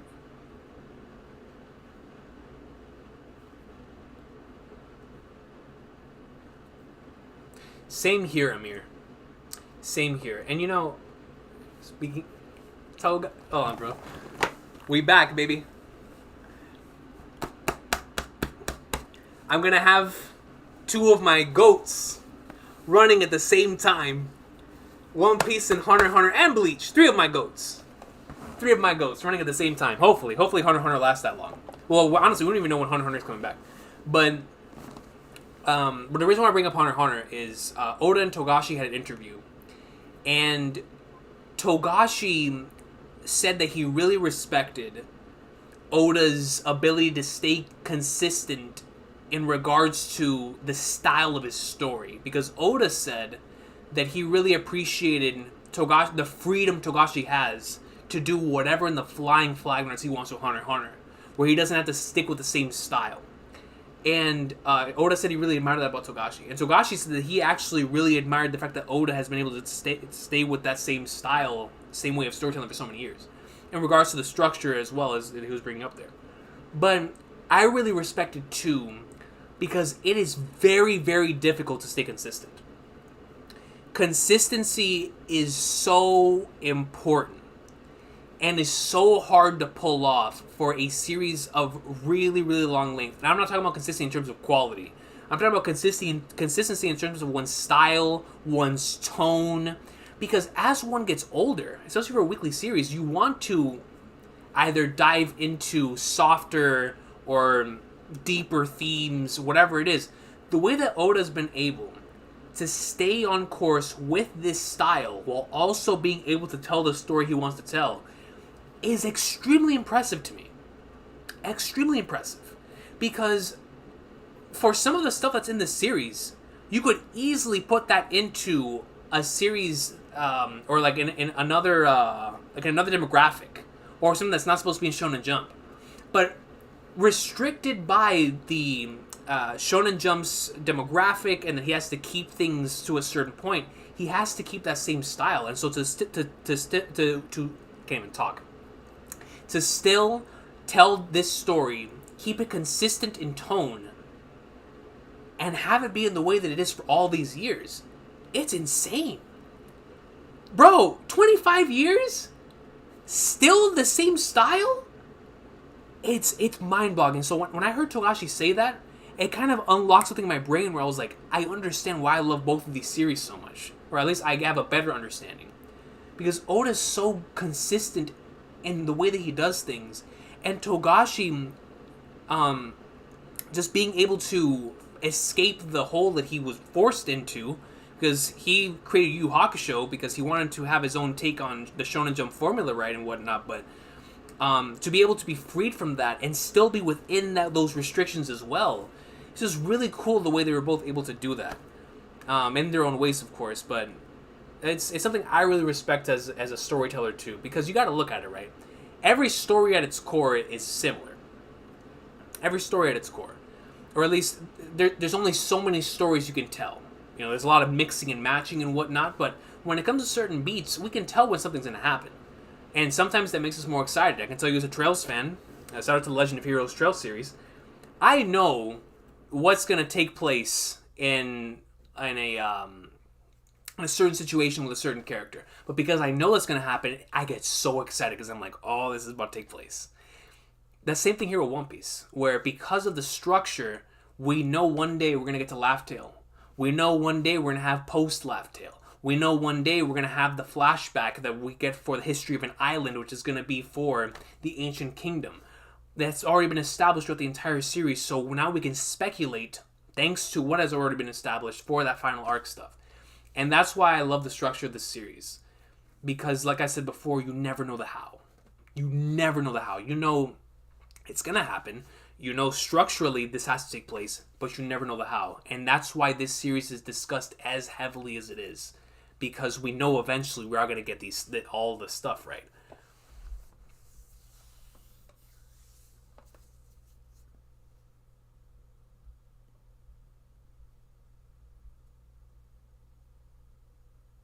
No way, OMG. Yo, Oh My Giona says that she got spoiled on Ace being Roger's son while looking up to Mihawk. Or looking up Mihawk on Google. Or I'm going to assume on Google. Like, yo. I can't even imagine. Like, that is one of the moments that I cannot imagine being spoiled on. I remember hearing that somebody on their wedding day got spoiled on Roger being Ace's pops. But being spoiled on that while looking up Mihawk, that's just, man. That's like flag darts.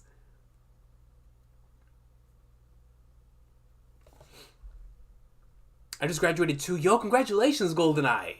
Yo, shout out to graduates in the chat, yo. Happy for y'all, man.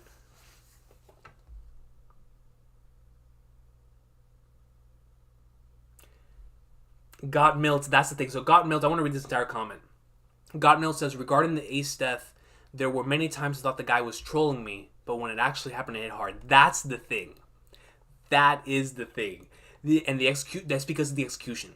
The execution is so phenomenal. And you know what's great about the final saga, or the final part of Marineford? One could get spoiled on Ace and Whitebeard dying, and that stress to you is still peak. Because of the way it's executed. And the way those chapters work. You know, Ace dies, Blackbeard gets into the picture, starts going up in like swimwear. Whitebeard dies, Blackbeard continues to go up in like swimwear. Then we get Kobe greatness, Shanks shows up, and it's like non-stop peak. Back to back to back. And even before that, Law shows up. So it's like non-stop peak, back to back to back. So it's like, you can't get spoiled on all that. You can't get spoiled on all that, unless you watch like an AMV and you see all of it. But it's like, man, I love that. Thank you for sharing that comment with me. That adds a different perspective. That's really cool. Seeing I was crying like a baby in those Mary episodes every time. Every time. I still cry over Mary. Me too, Pluto, bro. Me too, dog. Probably. That's it's a straw hat. You know what I mean? Like I always say, the Going Mary was a straw. That was our straw hat death. And actually, at the time, there was, I believe. See, this is where was it Oda or the editors?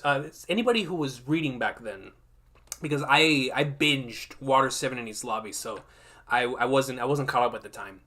But and I binged it in the anime. I didn't even binge it in the manga. I binged it in the anime.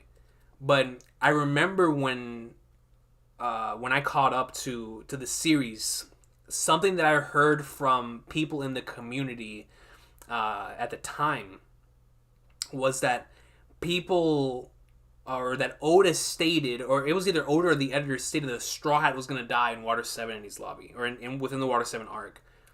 And the Straw, I don't remember if it was an editor or Oda himself, but someone said that Straw was going to die, and that Straw Hat was the Going Merry. And so, if it was an editor, then that was that era's what is for us that the editors were hyping up Wano in the way they were, right? But yeah, 309, 312 had me crying of happiness, sadness, and sorrow every time. It's my favorite stretch in the entire series. I honestly cannot blame you for that. That is an amazing, goated peak stretch right there. Especially in the anime. Goat Luffy says any post-Wano chapter with Shanks or Emu is instant 100 out of 10. Those might be the best chapters in the entire series. I'm going to tell you all right now. Those might be the best chapters in the entire series, yo. It's going to be crazy. That the final scene of Wano isn't just going to be a feast. It's going to be something that will be a tragedy. Or did they say the final scene of Wano is one of the most anticipated still feast? I don't think I don't see the final scene of Wano ending in a tragedy, but a tragedy can happen for sure. I think the final scene of Wano will be the borders opening. Like the country's already gone through so much. You know what I mean? Like, yo, let them be happy in its final panel. Togashi greatness, baby.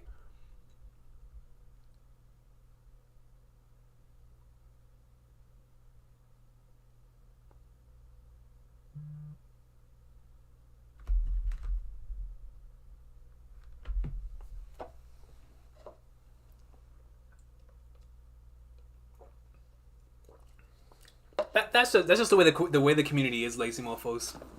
When it comes to the arguments, you already know how they are. These mangakas love each other, though, bro. I mean, there's certain mangakas you never know, but for a fact, just based on the interviews we've seen, we know. Like, for example, Oda and Togashi, bro. Oda and Togashi, that's like brother, like I get you, like, because the thing is, I was just we're doing a Hunter x Hunter rewatch in my Discord right now. So if anybody wants to rewatch Hunter x Hunter, join our Discord. We currently have a section. It's called the Hunter x Hunter Rekindled event, where we are rewatching the series. And earlier today, I watched a section in Hunter x Hunter. No spoilers.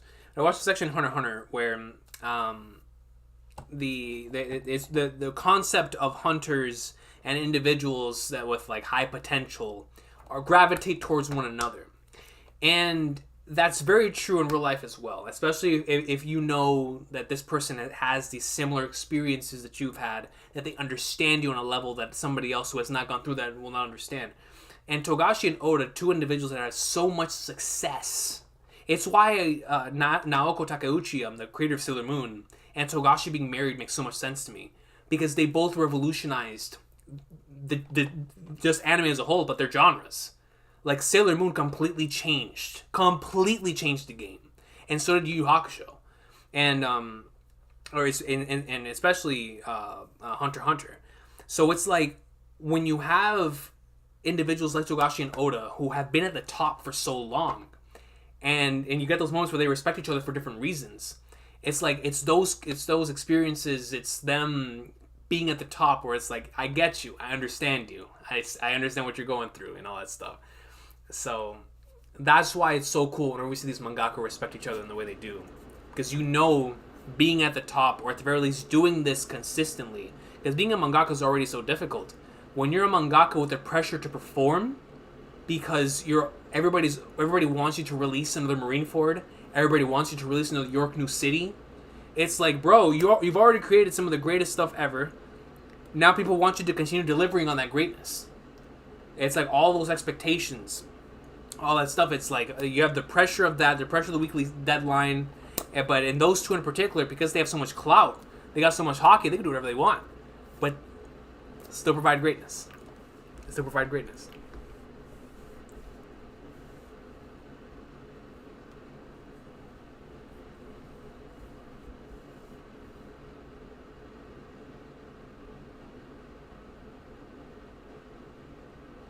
Soon missed.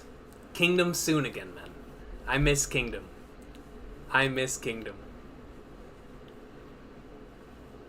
Absolutely lazy mofos. It's all about execution.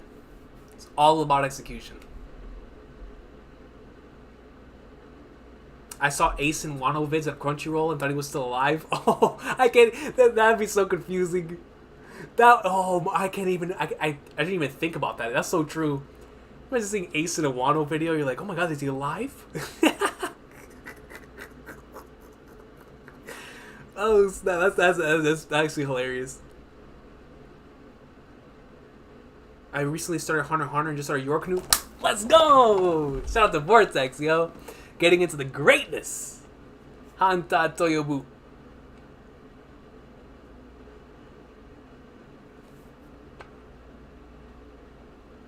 Yeah, yo, Skjor.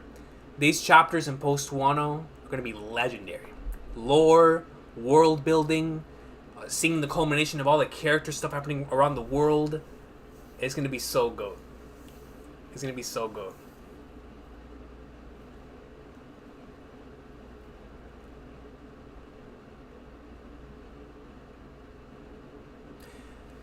So, for me, I can only speak for me, right? Hunter x Hunter really is that good. Its anime adaptation is, I'm talking second to none. It is truly phenomenal. The story, Togashi is just, he's so good at what he does.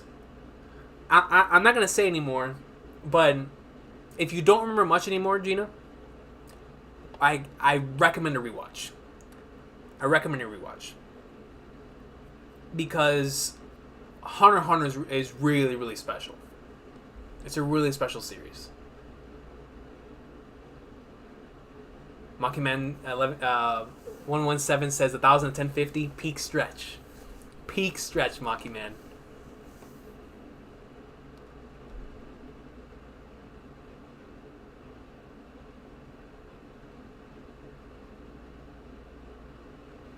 So Zachariah Zach says, as a writer, would you agree or disagree with the statement and why? Well, the genre that a story is limited, the plot, the characters, and the world building, what makes the stories different.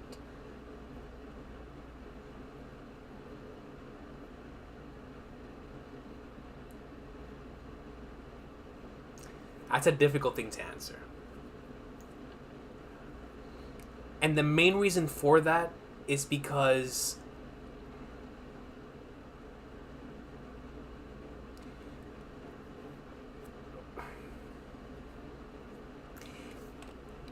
it's always the combination of it, right? It's the combination of all of that. It's the combination of concept, execution, character. Because I can tell you right now, I know a lot of character arcs that are exactly the same, and I'll never get tired of them. And it's because of the way they're executed, and because they're put into. Because I'm mainly a character-driven individual when it comes to my stories. Love character-driven stories, right? So you could put. I'll give you a quick example. I actually enjoy One Piece filler, right? I know it sounds crazy to say, but I genuinely do. And the reason for that, the reason why I love One Piece OVAs, movies, filler, all that stuff, is because I love the Straw Hats so much. You could put them in any scenario, and I will enjoy it for those 24 minutes. I just will. It's why Gintama works for me. It's why stuff like Gintama and all those series that have that episodic nature to it, where these characters do whatever they please. I love that stuff because once I love the characters, let them do whatever, and I'm cool. So with that being said,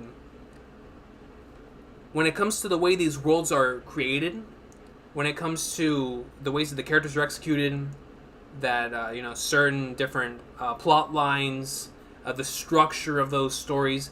The mix of all of that and the person that's creating them, their experiences, their inspirations, all of that is why stories will continue to evolve and be different for generations to come. Because we're all different. We all have different questions to ask about the world. We all have different questions to ask about the way things are currently going. We all have questions to ask about where do we come from, where do we go after we die. All of these things are what propel stories, right? And so because we're all different, we all have different ways of wanting to establish that. That to me is why stories will continue to seem different for the ages and for all of the years to come, because none of us are the same, and we're all going to be able to bring something new to the table. Granted, even something that is so similar to something else. Like, I'll give you a quick example about this. Going back to Hunter x Hunter. Hunter x Hunter and Naruto start off very similar, but Naruto could not be more different to Hunter x Hunter. There's similar character archetypes, very similar structure at the beginning, but they are very, very different stories. And so even something that appears the same or appears similar at the beginning does not mean that they are the same. And it's because of inspirations, experiences, and everything that we talked about earlier. So that's why I would say that it is all based on the individual that's creating it. That would probably be my answer on that end.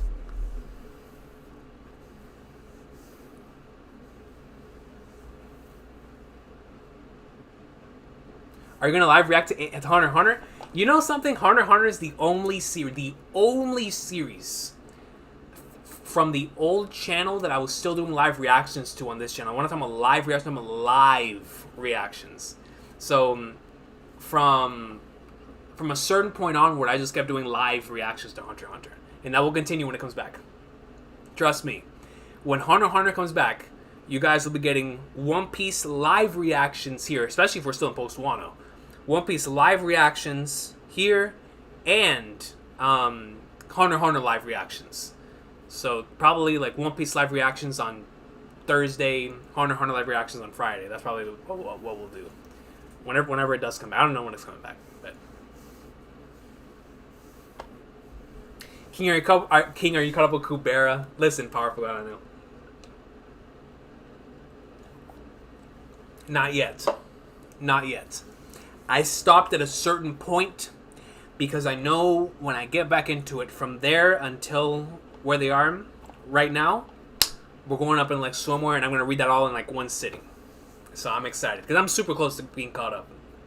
I don't know how many chapters are left, but I think the arc that I'm on is the arc that y'all are on. So, but man, Kubera.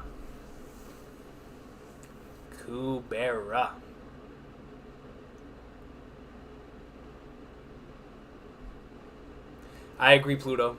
I love Hunter x Hunter 99, even though I need to properly watch Hunter x Hunter 99. Like, I never gave it like a proper watch. Like, I've seen so much of it, but I need to just give it like the proper what it deserves. Just that I've rewatched Hunter x Hunter 2011 so many times that I can't stop. It's ending 2. It's the hunting for your dream. It's Hyori Itai. It's that, bro. You know what I mean? Like, that's why I keep coming back to Hunter 2011. And I love the aesthetic of 99. I really do. But it's dan, you know what I mean? Like come on, bro. New Togashi tweet.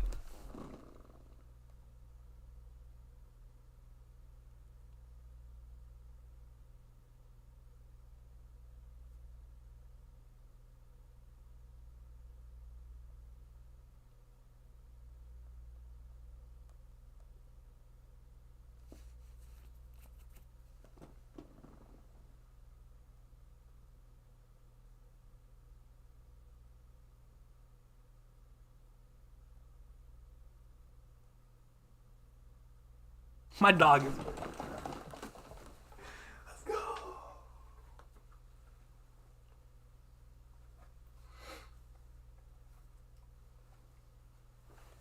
Bro, my man is really out here, bro. What even is that? It's like you can't make out what any of this stuff is.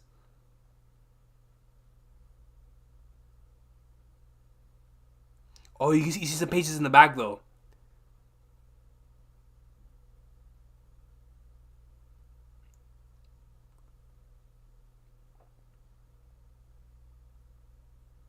Bro, this man Togashi's crazy, bro. This man drops a single panel of his manuscript, and I'm losing my mind. Yo, yeah, yo. Speaking of that, what time is it? We might have to do a Hunter x Hunter stream tomorrow, man. Real talk, dude. If Togashi's putting in work like this, because there's already some things I have to say about the tree. Let alone, yeah, we might have to do that tomorrow. We'll see. Might have to do that tomorrow.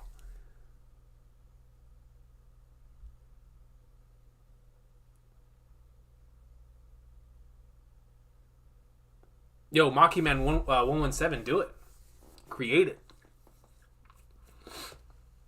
Create the greatness. One Piece fillers are the most enjoyable fillers. I love them. I love One Piece fillers a lot. It's there's definitely some that I don't really care for as much, but the fillers that hit, I love them, man. I love them. Amen, brother. Amen, Mark 97. It's been so long since the 390 live reaction. Facts, Pluto.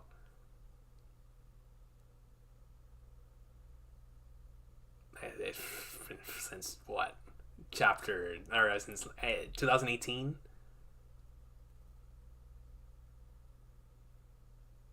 Yeah, facts, lazy mofos. Like, now with Togashi's Twitter, we can just get right to it. You know what I mean?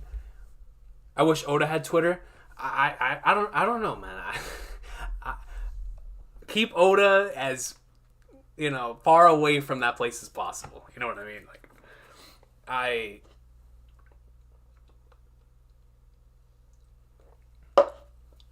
can you imagine Oda dealing with the toxicity? I love the toxicity. I thrive in chaos like Doflamingo. But when it comes to Oda, I'm not trying to. I don't want to see my boy go deal with all that on a weekly basis. I mean, it would be cool. But no, keep my boy far away from there. You can smile again. Yo, Hazy, I appreciate you, dog. Remember to like the stream. Absolutely. Remember to like this. Warriors win. Yeah, let me actually put that game on. We're about to wrap up here soon. Anyway, let me put the game on. Let me see.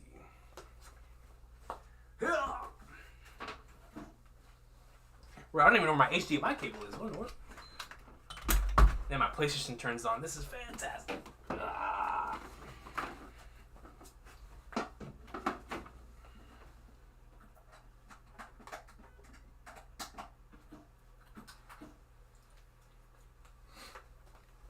My boy Luca. Yo, I mean, if Dallas comes back, this is gonna be crazy.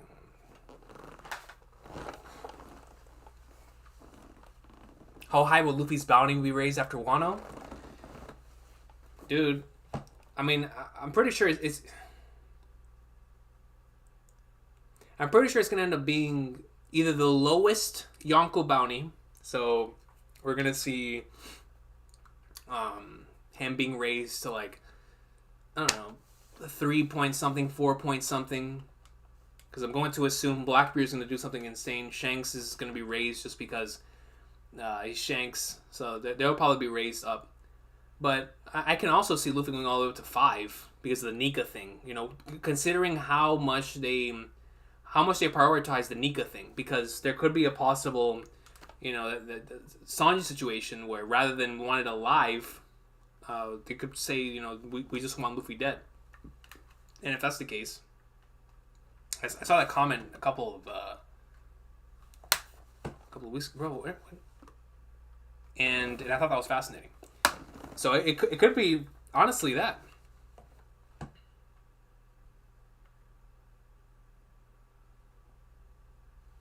Oh, it's a 13-point game with a minute 37 left.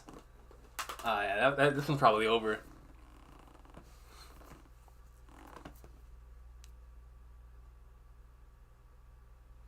Only advantage of Oda on Twitter would be if he were to post sketches and stuff. Not trying to have my man. Yo, you feel me? You feel me, Silva? it would it would be so. I mean, we already get that with the Ichiro Oda staff account where they like post like sketches and stuff, but like just keep. Bro, listen, we're toxic, right? Like our community. I consider myself a part of that. We're toxic. You know, when we love certain things. I remember back when Whole Cake Island was going on, I was very toxic about the pudding stuff. We're all toxic, right? We all have toxicity. But we don't compare it to the shipping, to the people who like ship. Oh, Lord, bro. And I'm talking about people, you can ship, you can do whatever. I'm talking about the people who like go after mangaka's lives or go after like their livelihood because they didn't pick the right ship. Don't let Oda deal with those people. That's who I'm worried about Oda for. Toxicity. Oda, I'm pretty sure, deals with toxicity daily. But those are the people where I'm like, nah, keep my man off Twitter. You feel me? Keep my man, keep them off Twitter.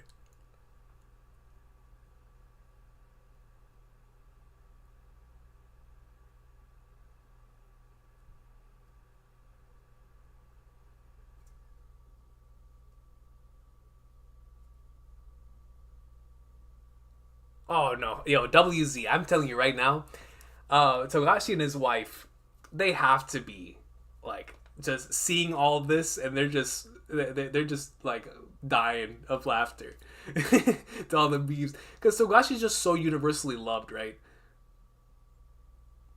That I'm sure they've got to be enjoying it. I personally think it's 4 billion at least. Is Tron Godward? Yo, I'm down for that. Like Hazy says, absolutely. The thing is with the Nika plot, the him being Nika, if they take that really seriously, it genuinely could take it all the way up to 5. Honestly, like 3, 4, 5, because it's he's Nika. You know what I mean? Like Recon, you're the good kind of toxic. Oh, I appreciate that, Hazy, bro. I appreciate that, man. It's all right. We're all toxic. It's the good thing about being a part of this community, you know. Because the thing is, when we have like really really awesome weeks, man, it is the very best. But when stuff is like when there's like a break or when something's just like crazy, that's whenever our community really becomes like Doflamingo levels of like, oh, this is chaos. This is utter chaos, but it's fun.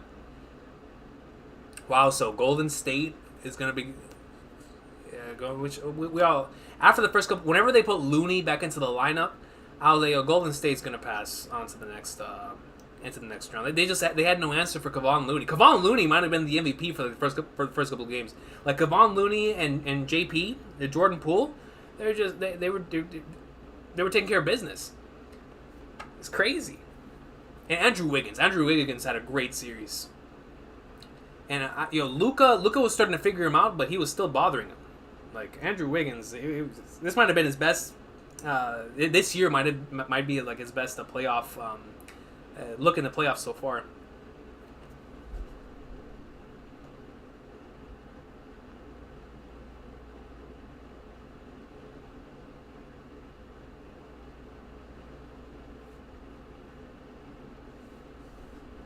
I have never seen Recon toxic. Yo, according to my chat, I was toxic during Whole Cake Island. But those were the good old days. those were the pudding days.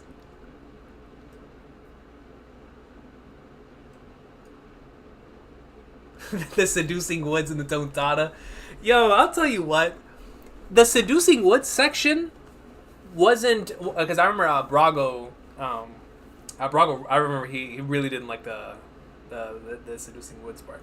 I remember during that particular section, the one thing that I really really enjoyed during the seducing woods section was Nami. I was like, yo, Nami Swan, you feel me? So that seducing woods section was automatically better than the tontada section just for Nami. But the tontada section had Robin. You know what I mean? And it also had Usopp greatness. I remember when chapter And that was the first chapter I ever reviewed. 710. 710 or 711, one of the two. The one with the chapter whenever they bring up the Nolan statue. Was that 7? 13? 7? It was somewhere on there. And when they bring up the Nolan statue. And with Usopp, I was like, yo, let's go! It connects to the Skypio, Greenbit, and whatnot. So, you know, the Tontaro, they had their moments too, but for sure, that's like the Ice Oni thing in Wano. The Ice Oni thing in Wano, son, definitely. And it had its moments, right? But that's definitely, the Ice Oni is what those are to those arcs, you know?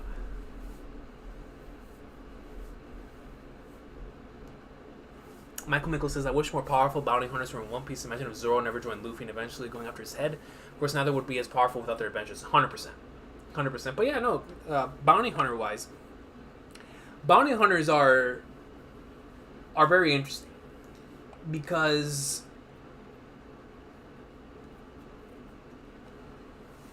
it's like we were introduced to the concept so early on, and then it was never really...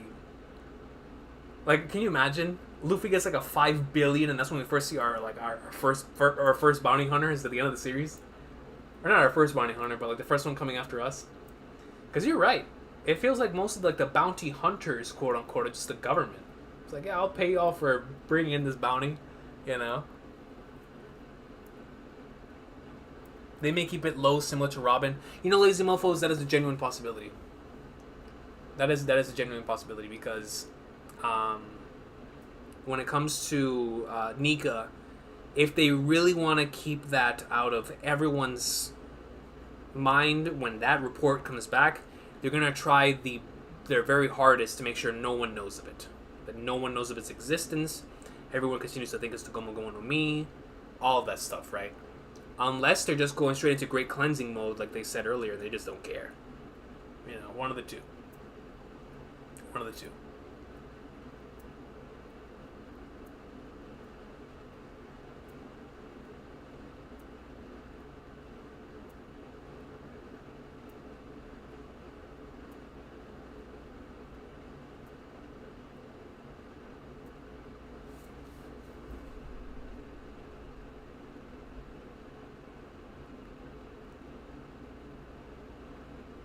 What's the team the Warriors are going to face? Celtics or Heat? Yo, it's looking like Celtics right now, man. Honestly, I feel like the Celtics might have already won the series if it wasn't for Jimmy Buckets.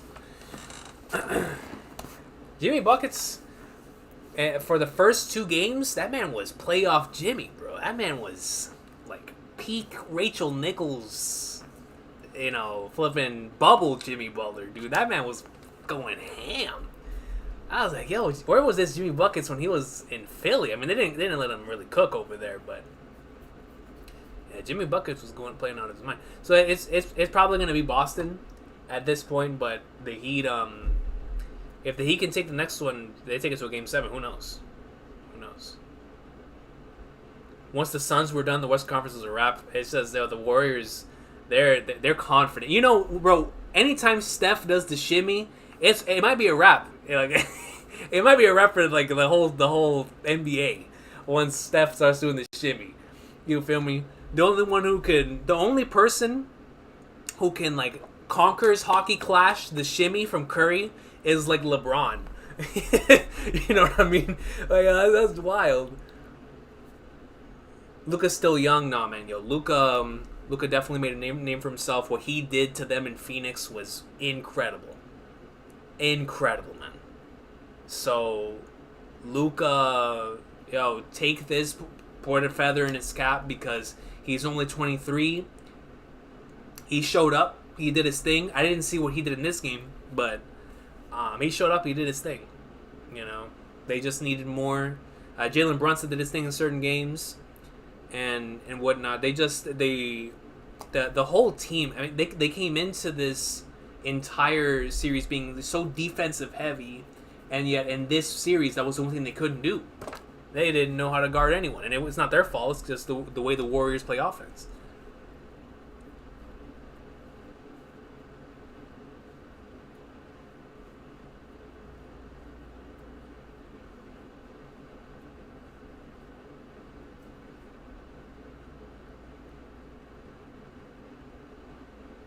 Kid in Law's bounty go up to the billions? I do think so. Honestly, I feel like Kid and Law, it's going to be Kids, Laws, Zoros. Sanji's good too. I could see all of them going up to the billions. There's even a hypothetical scenario where Robin's goes up to the billions. But I think at the very least, Kid, Law, and Zoro, I think, are without question going to make it up to the billions. I think so. Oh, no, it wasn't a negative way at all, dude. When it comes to Whole Cake, for me, everybody was saying that I was toxic positivity. And, listen, Whole Cake is... I've always loved this series, right?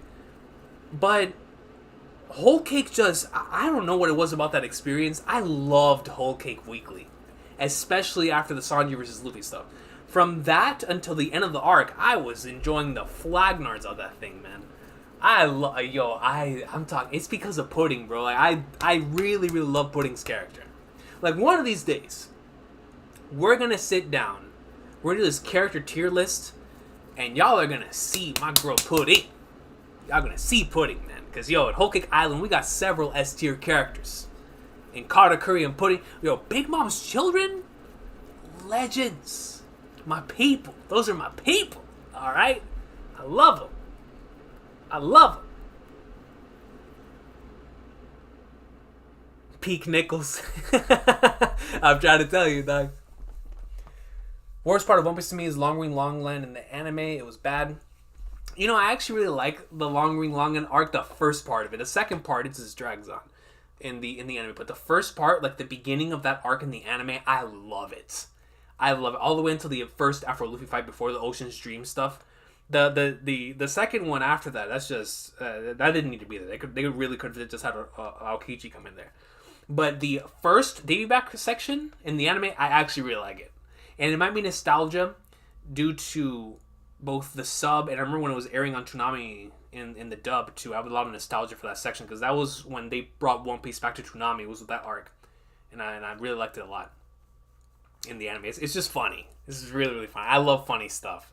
So the Long Ring Long arc in the anime, at least the first part, the canon stuff, I really like that in the anime. Yeah, I already read the chapter. Yo, Badger, what's good, bro? It's good to see you, GOAT.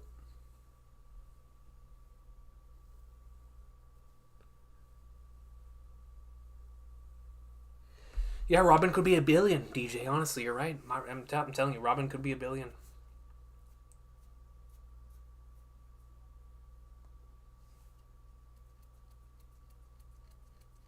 He need to stop disrespecting Sanji. Who's disrespecting Sanji?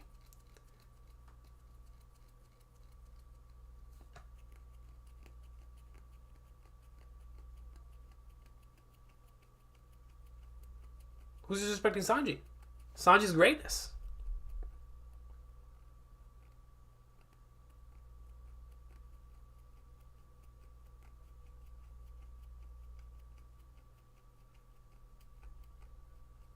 Yo, Phoenix Nova, be real with yourself, dude. If you think it's gone downhill, yo, be real with it. That's just, if you don't like the direction that it's going, don't apologize for you. That's just the way you feel. Now, in regards to it will never be the same for One Piece again. Just remember who this is. Remember this Oda, and once this arc ends, we're into not only post-Wano content, but also end of saga, or Cold Steel 4, the final saga stuff. So, you know how it works with One Piece. Once we finish one arc, we're resetting and going with the next one. And so, maybe you didn't like the way stuff happened after Gear 5th, but you might like Elbaf or whatever in the world is about to happen next. Or maybe even just post-Wano. Maybe you might really love post-Wano. So I would say just keep an open mind. Because I know what it feels like to not like the way things are going and really wanting it to be better. But I would just say stay, not necessarily patient, but just, if you're going to keep reading, just keep an open mind. Because you could really end up enjoying the content that's to come.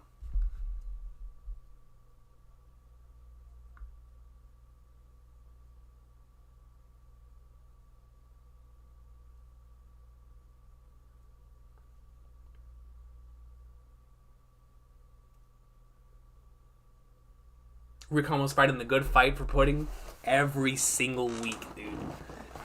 Every single week. And it was a wonderful battle. And I won. I won, bro. I don't care. Nobody. Yo, pudding goat. Regardless.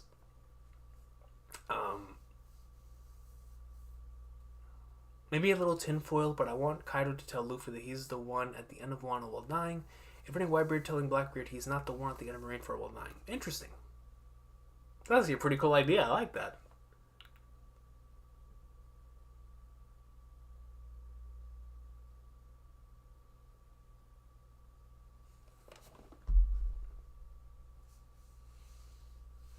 Alright. I need some water. So I'm going to go ahead and end it here. This has been an amazing stream, y'all. This has been an amazing stream because y'all, you know, going into this chapter, of course, getting spoiled on it and whatnot, but going into it, receiving what we got, and then all of the incredible comments. I mean, y'all are truly the MVPs of these streams. I mean that like 110%.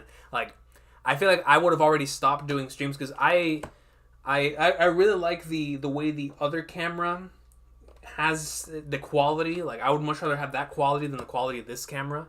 But because of how much I love doing this stuff live, like reading this thing, I love reading chapters live because of y'all. And so, like, the comments this week were fantastic. The ideas for post-Wano, for what could potentially happen, hypothetical scenarios, y'all killed it this week, man.